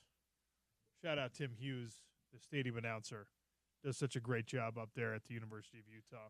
Well, I don't know if you've talked that much about you talked about how we've talked all the way leading up to it, how great it is that he's and how deserving he is to be in the Ring of Honor, but just what was the experience being in the stadium for you as it happened? I was, of course, here in the studio, so I was not able to be in that atmosphere. What was that like as someone who knew and played for Coach Mack, being in attendance for that? Well, it was great for all the obvious reasons. The biggest one for me was, he had his family with him, which is his family is the most important thing to him, which is the case for a lot of people.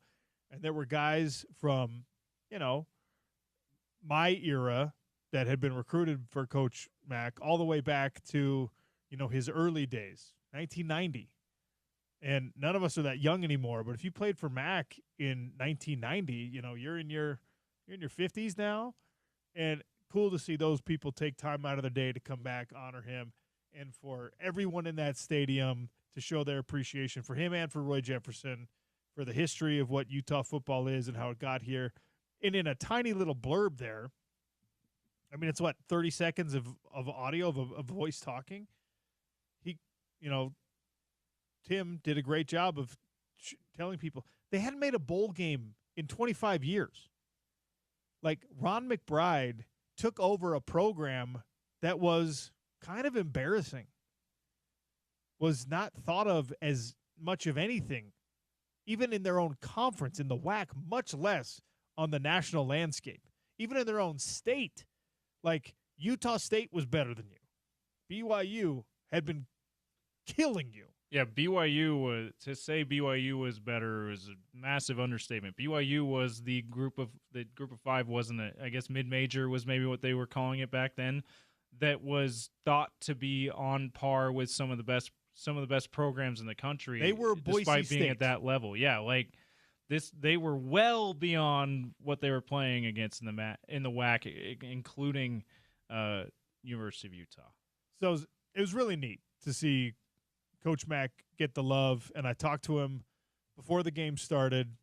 He sits in that same spot in the south end zone, front row, and I see him there every game, and I talk to him and, express my appreciation as an individual, but also, had an opportunity to talk to him about, like, have you heard from everyone this week? Is everyone, giving you your flowers kind of thing? And it means something to him, like he's not as young as he used to be, but he still cares about all these people, and he cares about his legacy at the University of Utah. And I mean, imagine what it feels like. His name is up there, immortalized on the side of the stadium. There's kids that don't know who he is that are asking dad, asking mom, who's that? Who's Ron McBride? Like, whenever you're gone from this earth, the only thing that preserves you is the memory people have of you.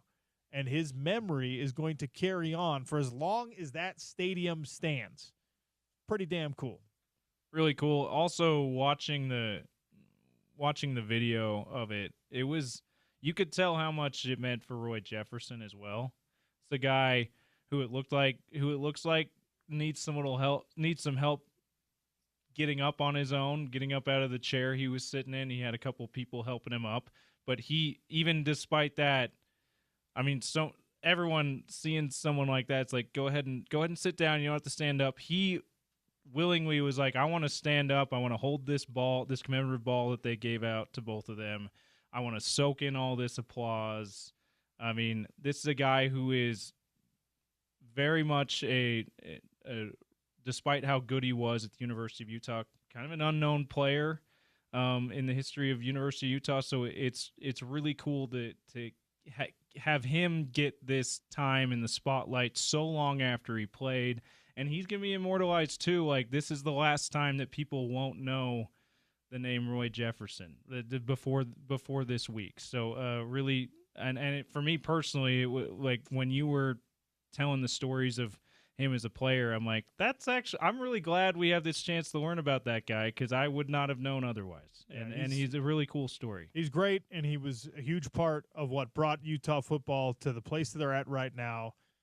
If you never start on that path, you obviously don't continue on that path, and you don't get to being in the Power Five.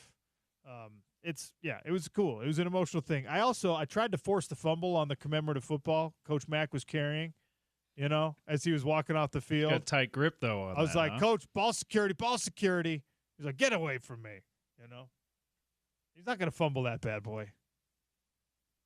So, yeah, it was great, and obviously great enough that it brought Jordan Gross back to campus for a little while. We'll get him on the phone with us here momentarily and talk with one of the all-time great Utes who, he played a position that Utah football at the time was not necessarily known for producing a bunch of great offensive linemen, and now they are.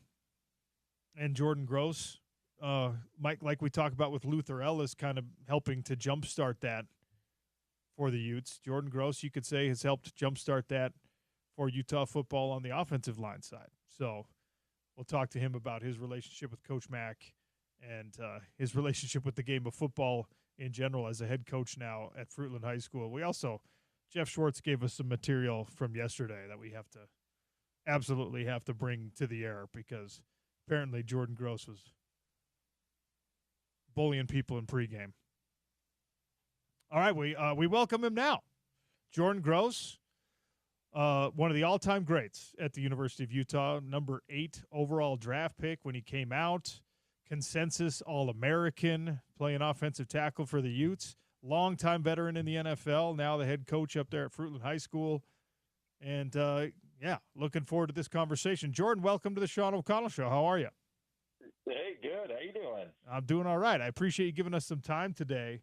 I gotta start with this because one of your former teammates in Carolina, Jeff Schwartz, he and I did a lot of work together. We worked for about 6 seasons on Pac-12 radio together, and he had a bunch of great stories for you. He joined us on the show yesterday and talked about one of his welcome to the NFL moments was in a pregame where you apparently was part of your pregame ritual where you had to get warmed up a little bit. You'd give a real punch, you'd bring the hands, and you apparently brought Jeff over and said, all right, let me stand right there. Let me punch you a couple times. And he said in that moment, you hit him so hard, even though it was just like a pregame warm-up, he was like, wait, is that how hard I'm supposed to be punching as an NFL lineman? And he started to question himself.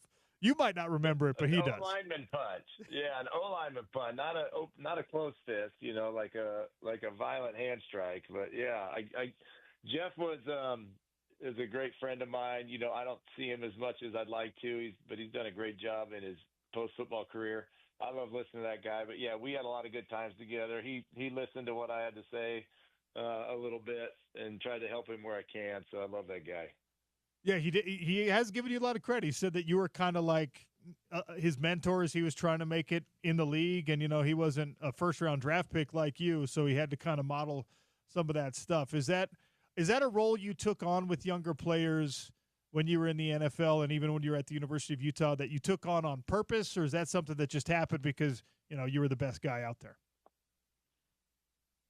I think in general, I just like trying to help people. That's kind of why I'm back in my hometown coaching high school football now. It's like if I got something I can share or offer, advice or assistance or whatever. Just in general, that's kind of my nature. And so it never really, a relationship like that with Jeff was never something that I thought, oh, I need to do this. This is the right thing to do. It's just kind of how I am, I guess. So, and I had lots of people help me along the way. It's just, I think it's the right thing for all of us humans to do is try to pay it forward.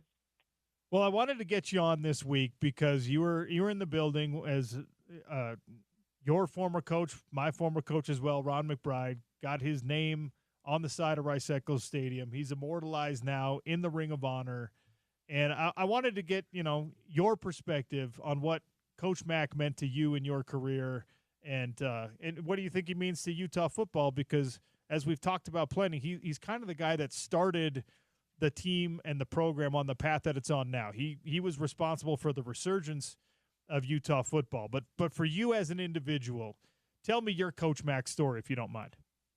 Well, Coach Mack took a shot on me when I was just a kid in Idaho, back in the 1900s, as I like to call it, back in the 90s when I was in high school. There just recruiting was word of mouth and some VHS tapes floating around. It was just hard to see kids.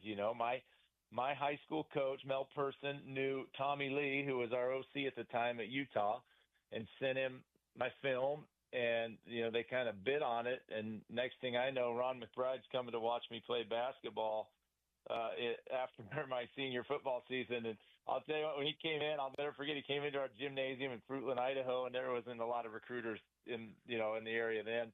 He had a suit and tie on, and man, he came in like the president of the United States. He was kissing babies and shaking hands and waving at people. I don't think he even watched me play, man. He was too busy working the crowd over. But I loved it. He came to our house that night. I remember it vividly after the game, took his shoes off, put his bare feet up on the coffee table, just like truly himself, and just talked about how he loves his players and, he's looking for tough kids and good athletes, and he thought I could fit that mold. And then the thing that I just most appreciate about Coach Mack is we had a lot of different kind of people on the team when I was there. I was teammates with Steve Smith, who came out of Santa Monica Junior College. We had kids that were academically ineligible coming out of high school and had to sit a year.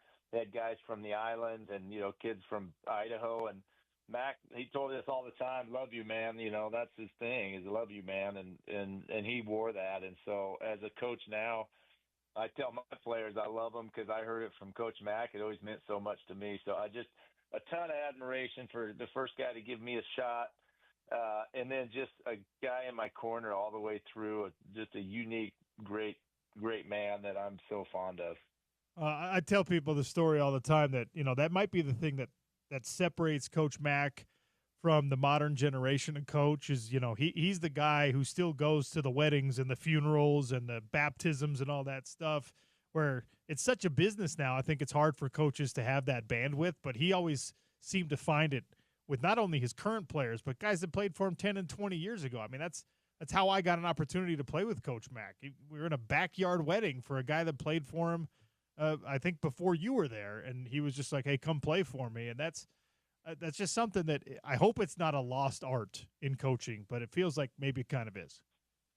Well, we didn't back then. There wasn't transfer portal, so we were all there together for a number of years. That's just gone, for better or for worse. Who knows? But that's where he was able to have guys over to his house. And Vicky, I mean, we're talking about Ron McBride, but Vicky McBride, holy cow, to be married for so long to a guy who was so giving of himself and his time and would have players over and host and just incredibly generous guy, and really just an incredible knack for finding talent. You think about guys that I played with that he was able to go find, like I already said, Steve Smith, from the community college world, Mike Anderson, who went on to be Rookie of the Year with the Broncos. He was a military Marine and then went to junior college.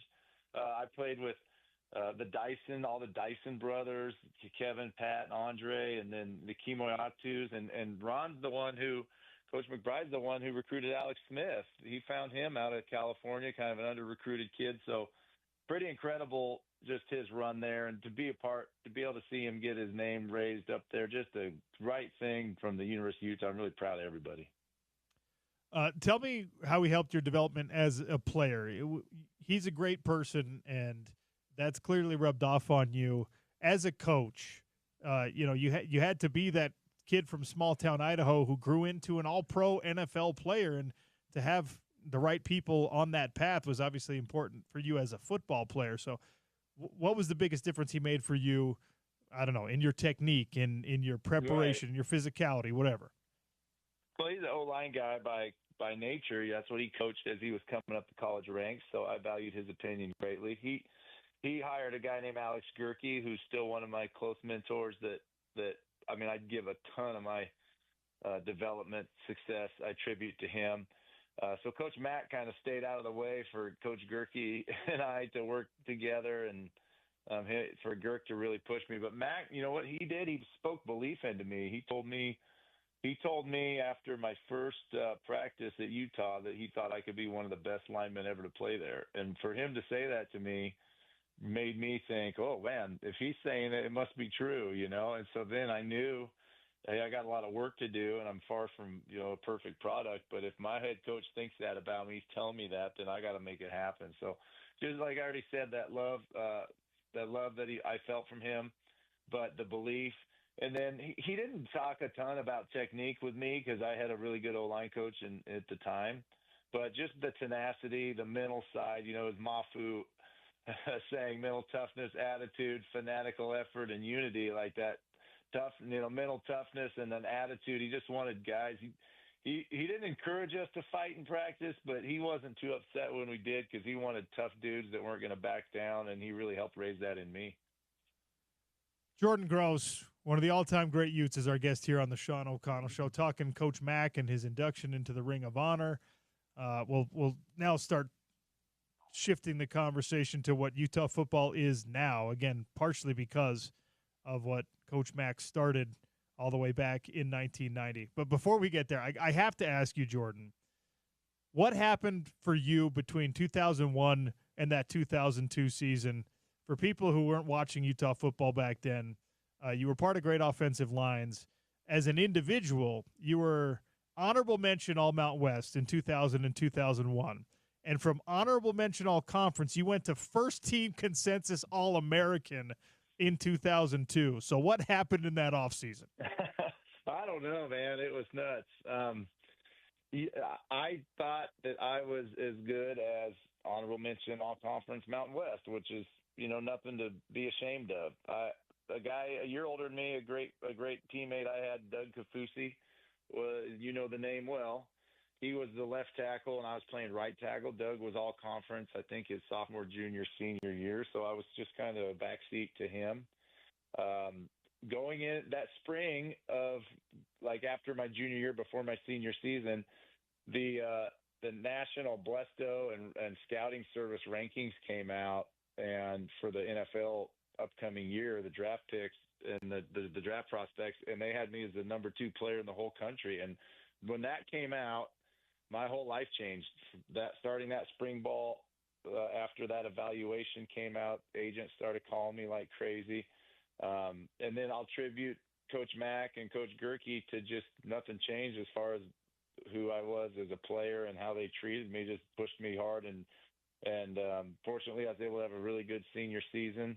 So I just think a little bit off the radar was what happened. I don't think there was any giant uptick in my performance or how I trained or my technique. Just continued to get better and kind of just got discovered finally, a little bit like my high school career. Utah were the ones that gave me a shot. I think it took a little while just with the time it was and the evaluations. There was no social media and things like that. It was harder just to get eyes on everybody. But once word got out, then we had scouts at every practice all year long, and just a lot of eyes on me.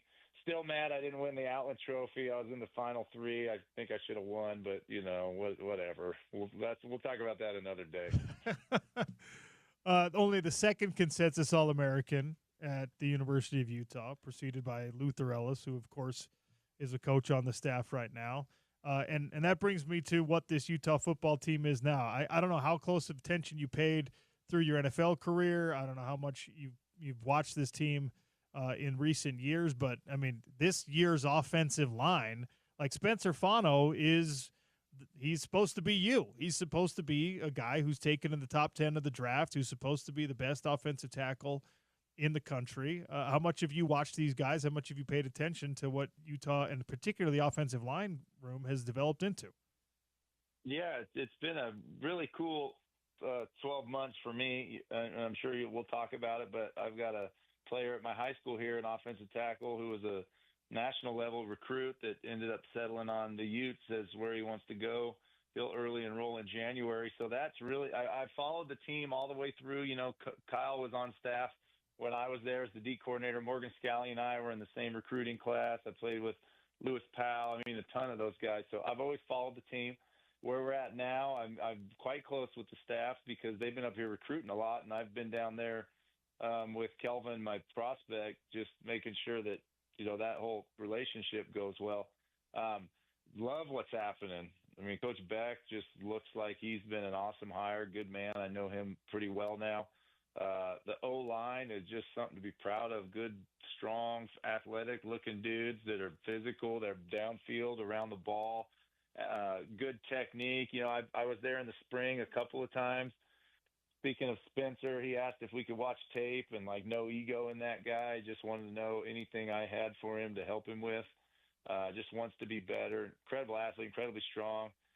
Caleb on the other side is just an animal as well. And I think it all attributes to their work ethic, sure, but in the program. But Jim Harding's an outstanding O-line coach, just one of the best in the country. And as I've gotten involved in recruiting, being at the high school level, having other coaches around, his reputation nationally is just outstanding. So a really good thing going right there. I'm excited for this year, and you know, so far so good on the Utes. When you watch college guys, and even Kelvin, your prospect, the guy you're coaching now, who's going to be at the University of Utah next year, can you see NFL talent? Because you played that position at the highest level for so long. Can you like delineate the difference in your own mind? Oh, he's a great college player, but he won't make it at the next level, or vice versa? It's kind of tough just watching like a TV copy, you know, the sideline, and you get whatever angle you get. You can tell a guy if they're out in space running on a screen or pulling, you know, something like that. You can tell some athleticism, tell balance a little bit. But it's really the best to evaluate guys when you've got the end zone angle. You can run in the remote like the cowboy clicker. You can rewind and pause. So I can't say that I turn on a game and I immediately know, oh, that guy's a first-round draft pick just watching it on TV. But, however, if you can see him in person and see him move, or, you know, like with different angles, it's better. In person is the best.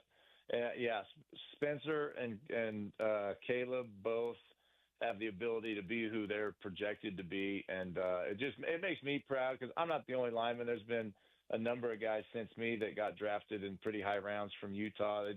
There's good pedigree there, and those guys are continuing on the tradition. And man, what a cool deal! Especially like, you know, Spencer. He's been on campus. This will only be his third year. It's just that growth and that ability to adapt, learn the game, grow your body out of high school just a few years ago. It's incredible, and it just shows you what these kids have access to now, and it's these young men, I guess I should say. And I'm happy for them. I'm happy to support the program continuously with our donations and just being there when I can, because there's good things happening.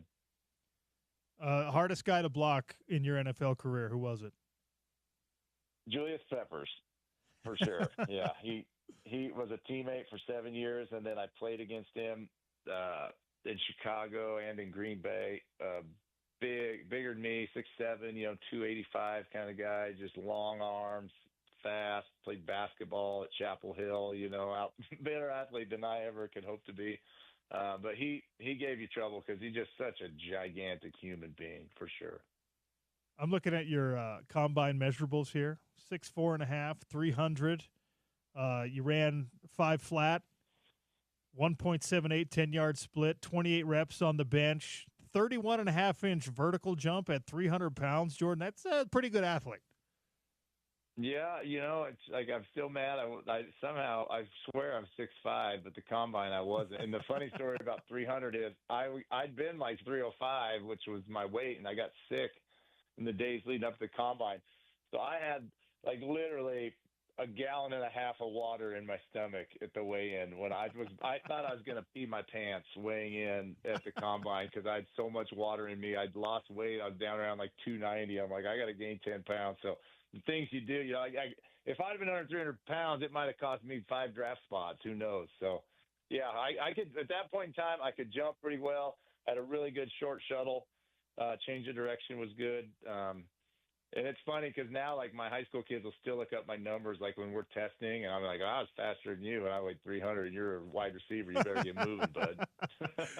That's it's kind of a mean trump card to play when you're the all-pro NFL player and everyone else, the rest of us are mere mortals, right? These poor high school kids. There's a shelf life to it, though. I'm 45, and it's like there's only so many more years that pretty soon it's going to be like they're gonna, like me and Ray Nitschke. They'll think we played together. It's like too much time will have passed, and who knows? But no, it's pretty fun. And football's been very, very generous to me and my family, and I love staying in the game. It's great stuff, man.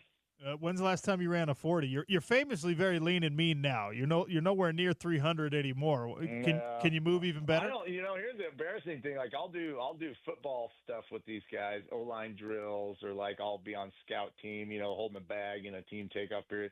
But sprinting for 40 yards, I need to train for that thing because I'm not. I could do a 10 or a 20, a 40. I'm a little nervous. I'd probably need to give me a couple of weeks to get ready, and then I could do it. Yeah, don't be pulling a hamstring on anyone's account. I know that's the thing because you don't think it's going to be you, and then it is, man. So I don't want to show. I'd rather not show them and let them think it's still good than disappoint. Well, before we let you go, why should Utah fans be excited about this young man, Kelvin Obot, that's playing for you right now and is coming to the University of Utah to play offensive line? Well, he's kind of walking into a lose-lose situation on the heels of Spencer and Caleb, assuming they're both gone next year, and then coming from the same school that I did, right? Like, it's pretty big shoes to fill all the way around. But Kelvin is a elite prospect as far as like his measurables, his athleticism, his movement. I mean, he can bend and overhead squat and jump and run. Plays offense and defense right now for us. I mean, he's like 110 snaps a game, so he knows how to compete. It's going to be a big learning curve, man, going from Idaho high school football at the 4A level we're at to University of Utah. There's going to be a lot of lost one-on-one reps and disappointing film until he kind of adapts and adjusts, but he works really hard. He's a humble kid, and he's so excited to get down there and just be a part of a college program's all in on football, his academics, and just, growing as a young man. What's your perspective when you watch the business of college football now and, guys like him that there's a price tag attached to a high school recruit now? You had to wait until you were an All-American in college getting drafted before there was a price tag next to your name. What's it like for you as a guy who, you walked so these kids could run in some respects? Sure, but people I had it better than people before me. So, you can kind of do that thing forever. I like working through with Kelvin through this process when, it came down to his final schools were Michigan, Oregon, Utah. There was, I told him, like, Kelvin, you have value. That's the way it is. It's like, that's what the world we're in right now. So you want to make sure that you're getting fairly treated in that. I was happy for him. Like, in my opinion, why shouldn't a college kid be able to earn money if there's money to be earned in the pool that's going into collegiate athletics? But that being said, like, my messaging to him and any kid I talk to is like, you just can't think that you're a professional athlete because you're not. Your earning window is incredibly short-lived. And you might get, 6 figures or even 7 figures for a year, but that's nothing for the rest of your life when you're dang 20 years old or 19 years old. So my messaging to Kelvin is I want you to live like a college student for your whole college career, and then you'll either be in the NFL or you'll have saved any NIL you could have made while you were at Utah and have a degree, and you'll be so glad you did that. So just trying to preach to him, man, just live like the other students on campus while you're in college and save that money. Well, when you say Oregon, Michigan, and Utah, I hear two names that are in the same kind of financial world when it comes to what they can offer these recruits, and then Utah being the little engine that could. But that's all perspective. We don't know the official details on things like that. And you never know if kids are making decisions based solely on the finances or if there's the other factors that play into it. I think that's a case-by-case scenario. So, I mean, can you tell me if Oregon, Michigan, and Utah, I don't need to know how much money the kid's making. That's not my business. Are they all in the same neighborhood? Every school was different, so like going through not just those three teams, but, I ended up dealing with to help Kelvin through this Tennessee and Ohio State and Penn State and Alabama. I mean, all the schools, they recruit everywhere now. Everybody's got different plans, different emphasis, how they value. Some teams have like an NFL model where it's like quarterback, offensive tackle, edge rusher. Those are the three places where they're going to spend their value. Other teams didn't seem like they had a plan. Some schools would be surprised that are prominent schools. They're far behind on their collective and being organized on their NIL stuff. And I think Utah really has done a nice job at the space that we're in to be able to be competitive in the NIL world, which is that's what the reality is, So they made Kelvin a priority with what they were able to offer, but also like just the time and attention they gave. Kyle Whittingham was the first head coach when the postseason recruiting window opened to be on campus. He was the first head coach. After him came Ron Moore and Lincoln Riley and Dan Lanning and others. But I think that the relationship side that the Utes gave, with a little bit of foot in the door with me, is what really won Kelvin over. And then to see like there's two tackles on the team right now that came in early and Spencer early enrolled, Caleb didn't, but they got on the field soon and they were developed there by Coach Harding. And I mean, that's attractive because that's what Kelvin wants to have happen. So hopefully it does for him. And I'm happy he's going to Utah, but I really did stay pretty neutral in the process because my job as his coach was just to kind of guide him through this process and help him make the best decision for him. What's next for your team up there? What do you got this Friday? We got a bye, so I'm loving life. Oh, there it is. I'm going to go to the Panther. My Panthers I do some radio for them, fill-in stuff when I can, and they wanted me to come work the radio booth for the game in Arizona, so I'm going to go down there and check out my other old team. That's awesome. I was going to ask you if you're ever going to get all the way back into sports media, if that's it, you're ever going to bite down on that thing when you're done coaching. Who knows? I definitely have had a lot of different chapters in my life, and this is the one I'm on right now, so we'll see what's next. Well, I appreciate you giving us some time and your perspective. You're an absolute legend here in Salt Lake City and other places as well, but I'm going to pick your brain whenever I get a chance, so we'll have you on again this season, all right? Sounds great. Yeah, let me know. One of the all-time greats to ever play offensive line or any position at the University of Utah, Jordan Gross, kind enough to give us a few minutes here on a Wednesday. Plenty left to get to on the Sean O'Connell Show, a little hot lunch delivery. That looks good. ESPN 700, 92.1 FM, proud part of Utah's ESPN radio network.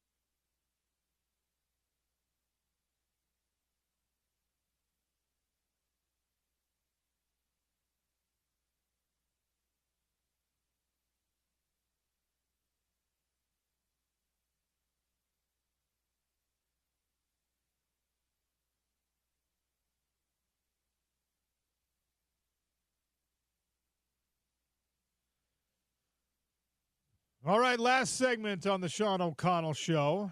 We have a Big Willie's gift card to give away, and I'm going to encourage you, if you win this Big Willie's gift card, head down there to 1717 South Main. I know bar food, you don't always think of salads, and they have an excellent selection of bar foods. But today, they sent in the balsamic salad, spinach 353-0700. We had Jordan Gross on the show. Jordan Gross was a consensus All-American at the University of Utah. In what year? 877-353-0700. Tell me the correct answer to that, and you will get a Big Willie's gift card where you can buy yourself one of these delicious balsamic spinach salads. Also, before we get to Crosstalk with Spence Checketts, a reminder that Canna Fan Fest is coming to Salt Lake City at Granary Live September 27th.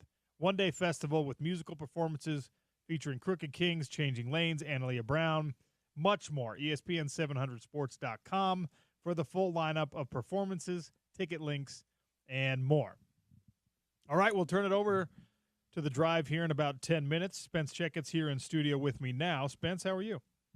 I know the trivia answer. You I'd like to say it because what you're eating seems like something that I would eat and not something like you would eat, if we're being honest. Wait, you think I'm not a salad guy? I would, I'm a for agreements guy, so let's be clear. So I don't like to assume. I would assume that the first order of yours off the Big Willie menu would not be the salad looked lovely. I walked in, I was highly jealous right away. Is that something you ordered, or did they bring that to you? Okay, see? Yep. See, you're absolutely right.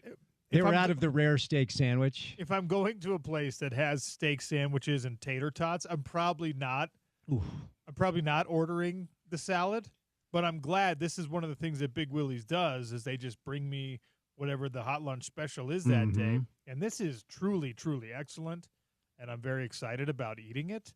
And now I know that it's good. So if I go, watch a Wyoming game there on the weekend, then it'll be on the radar at least. Gotta love a good tater tot. Are you planning on making the trek to Laramie or? No, it's my dad's 70th birthday this weekend. My father also turned 70 this month. Oh, look at that. Cool, yeah. So we're gonna celebrate. Awesome. And he's not listening right now, thank goodness, but it's a bit of a surprise. Oh, it's a surprise. Are you sure he's not listening? Yeah, I'm positive. He works a real job. At what point? It's always funny. So you'll relate to this. When you start this job, your friends and family are like, "Oh, dude, that's awesome. I'm gonna check it out." At what point did that stop for you? I felt like you have found your footing in this business when you still have listeners that aren't your friends and family, but it stops pretty quickly. Like, dude, if I want to hear what you have to say, I'll just call you later. Like, they're not listening to you anymore. At what point did the friends and family thing stop? Years ago. Yeah, now. pretty quick. Yeah, happened pretty quick. Yeah, I don't know that any of them. A couple of my friends will text me when they're randomly in the car and they're hearing me or whatever. I think I have one or two that actually listen to the show, but most people that know me in real life hear me talk way too much, so they don't want to hear anymore. I'm the very same thing for me. I do have a couple friends that listen to you. I get feedback from them about your show, and then kind of same thing. I'll get a random text if they're listening, here or there. It's like for a couple of years after I had worked for the Olympics, I took a job back east with a record label, and it was we were booking bands, managing bands across the Northeast, and when we would first sign a band, we need all of your friends and family at these shows, okay? We need everybody to come out and watch you play at CBGB's in New York or whatever. Like, we need to get everybody you possibly can. And after 2 or 3 shows, the friends and family just stop showing up, and that's when the real work begins, where you have to get other people that don't know you to listen to your work. It can be quite challenging, to say the least. So we had Jordan Gross on today. We had Morgan Scally on today. Can I give you the answer? Oh, yeah, you can. Is it 2002? It's either 2002 or 2003. It's 2002. 2002. Yeah. And he was a top 10 pick, Jordan was, yeah? Number 8. Oof, he's a good player. Until Alex Smith went number 1 overall, he was the high water mark in the draft. Indeed. For the University of Utah. And James and I were trying to those are the only 2 top 10 picks, I believe, from the University of Utah. Mm-hmm. Jordan Gross and number 1 overall pick, Alex Smith. Yeah, believe that's correct. You had plenty of first rounders. Starlo Tilley went in the first round. Garrett Bowles went in the first round. But Devin? top 10, Yeah, Devin Lloyd went in the first round. And, there's a chance that you got one or two tackles this year that will be first-rounders and maybe even top 10 guys if they can continue to develop. Since you had Morgan on, I was thinking about this watching Michigan-Oklahoma. Brent Venables, defensive coordinator, one of the best in the country. And that young quarterback for Michigan, the Underwood kid, has a ton of potential. Number one player in that class overall. Brent Venables confused him in a way that was really obvious. And it's interesting watching and then reading about what people have to say with both BYU and Utah right now. It sounds very similar. We've talked about this. Kalani on my show a couple weeks ago admitting that he built that program up based off of what he learned from Lavelle and Kyle. But watching what Brent Venables did to Underwood, if you're a BYU fan, you have to be a little bit concerned about what Morgan Scalley is going to be able to do to Bear Bachmeier, right? Just a true freshman. And it's not a knock on Bear. Like, I said this as soon as the news came down with Retzlaff. Like, I don't view that as a death blow for BYU. I just think a freshman quarterback's going to get got at some point, whether it's Bear Bachmeier, Bryce Underwood. And if you go up against a defensive coordinator that knows how to confuse a kid that's never done this before, like Venables did with Underwood last week, I think that's the one thing, if you're a BYU fan, you've got to be a little concerned about. Well, for me, it was the biggest surprise as to why Bear Bachmeier ended up being named the starter, because in McKay Hillstead, you had a guy who had not the same level of experience you're looking for, but had some experience. Mm-hmm. And if all other things are equal, anything you can do to avoid starting a freshman quarterback, it's different at every other position, right? If it's any other position, you let the young guy get his reps. Mm-hmm. But freshman quarterbacks have a really hard time, especially winning on the road. And BYU's schedule is very friendly this year, and they get the Utah game at home. But they're going to have to win a tough road game or two in this Big 12 conference. Trusting a freshman to be able to figure that out, easier said than done. Now, I've said it many times, and I'll say it again. I think we're going to watch this BYU offense develop in such a way that they're going to be scoring 24 points a game, and they're going to be holding everyone else to 13. I just don't think they're going to be a high-scoring offense this year. I think if you're Chase Roberts, it's probably driving you crazy that it's a freshman quarterback right now. But everyone else is just going to be happy to get some results, and it's going to be mostly the defense that makes that happen for BYU. The good news, if you're a BYU fan, is really their first six. They should win. They should be 6-0 before Utah goes to Provo. When you look at that schedule, a bye this week, which is just dumb. Then East Carolina, who they'll romp, and the beginning of their Big 12 schedule is not difficult at all. So you probably be a little bit more concerned. I guess the other side of the coin is to see what you have in Bear Bachmeier with a difficult, opponent. They will go to Boulder. We'll see what that looks like. But based off the way the first couple of games have gone for both teams, I would not be stunned if we have a BYU-Utah game in October in Provo when we have two undefeated teams, which would be really exciting. I could not stop thinking about that dynamic of a seasoned defensive coordinator licking his chops at the thoughts of confusing a true freshman quarterback. And if you're a Ute fan, that's probably the biggest piece of confidence you have in that matchup, what Morgan will be able to do to scheme up against Bear Bachmeier, who's just never it's one thing to have some games under your belt. You know this. Nothing can prepare you for what Utah BYU is, regardless of where it's played. That's going to be a brand new thing for him. And I'm sure, something Morgan's looking at in a very, very excited manner, to say the least. All right, we'll turn it over to the drive now. Spence Checketts for the next 4 hours right here on ESPN 700 and 92.1 FM. For Texter 4611, thank you for the text and bringing a really scary situation to my attention. Prayers to everyone who knows what's going on at UVU. Holy cow, man. Let's just hope for positive outcomes, ladies and gentlemen. Thanks for listening to the Sean O'Connell Show. We'll do it again tomorrow on ESPN 700 and 92.1 FM.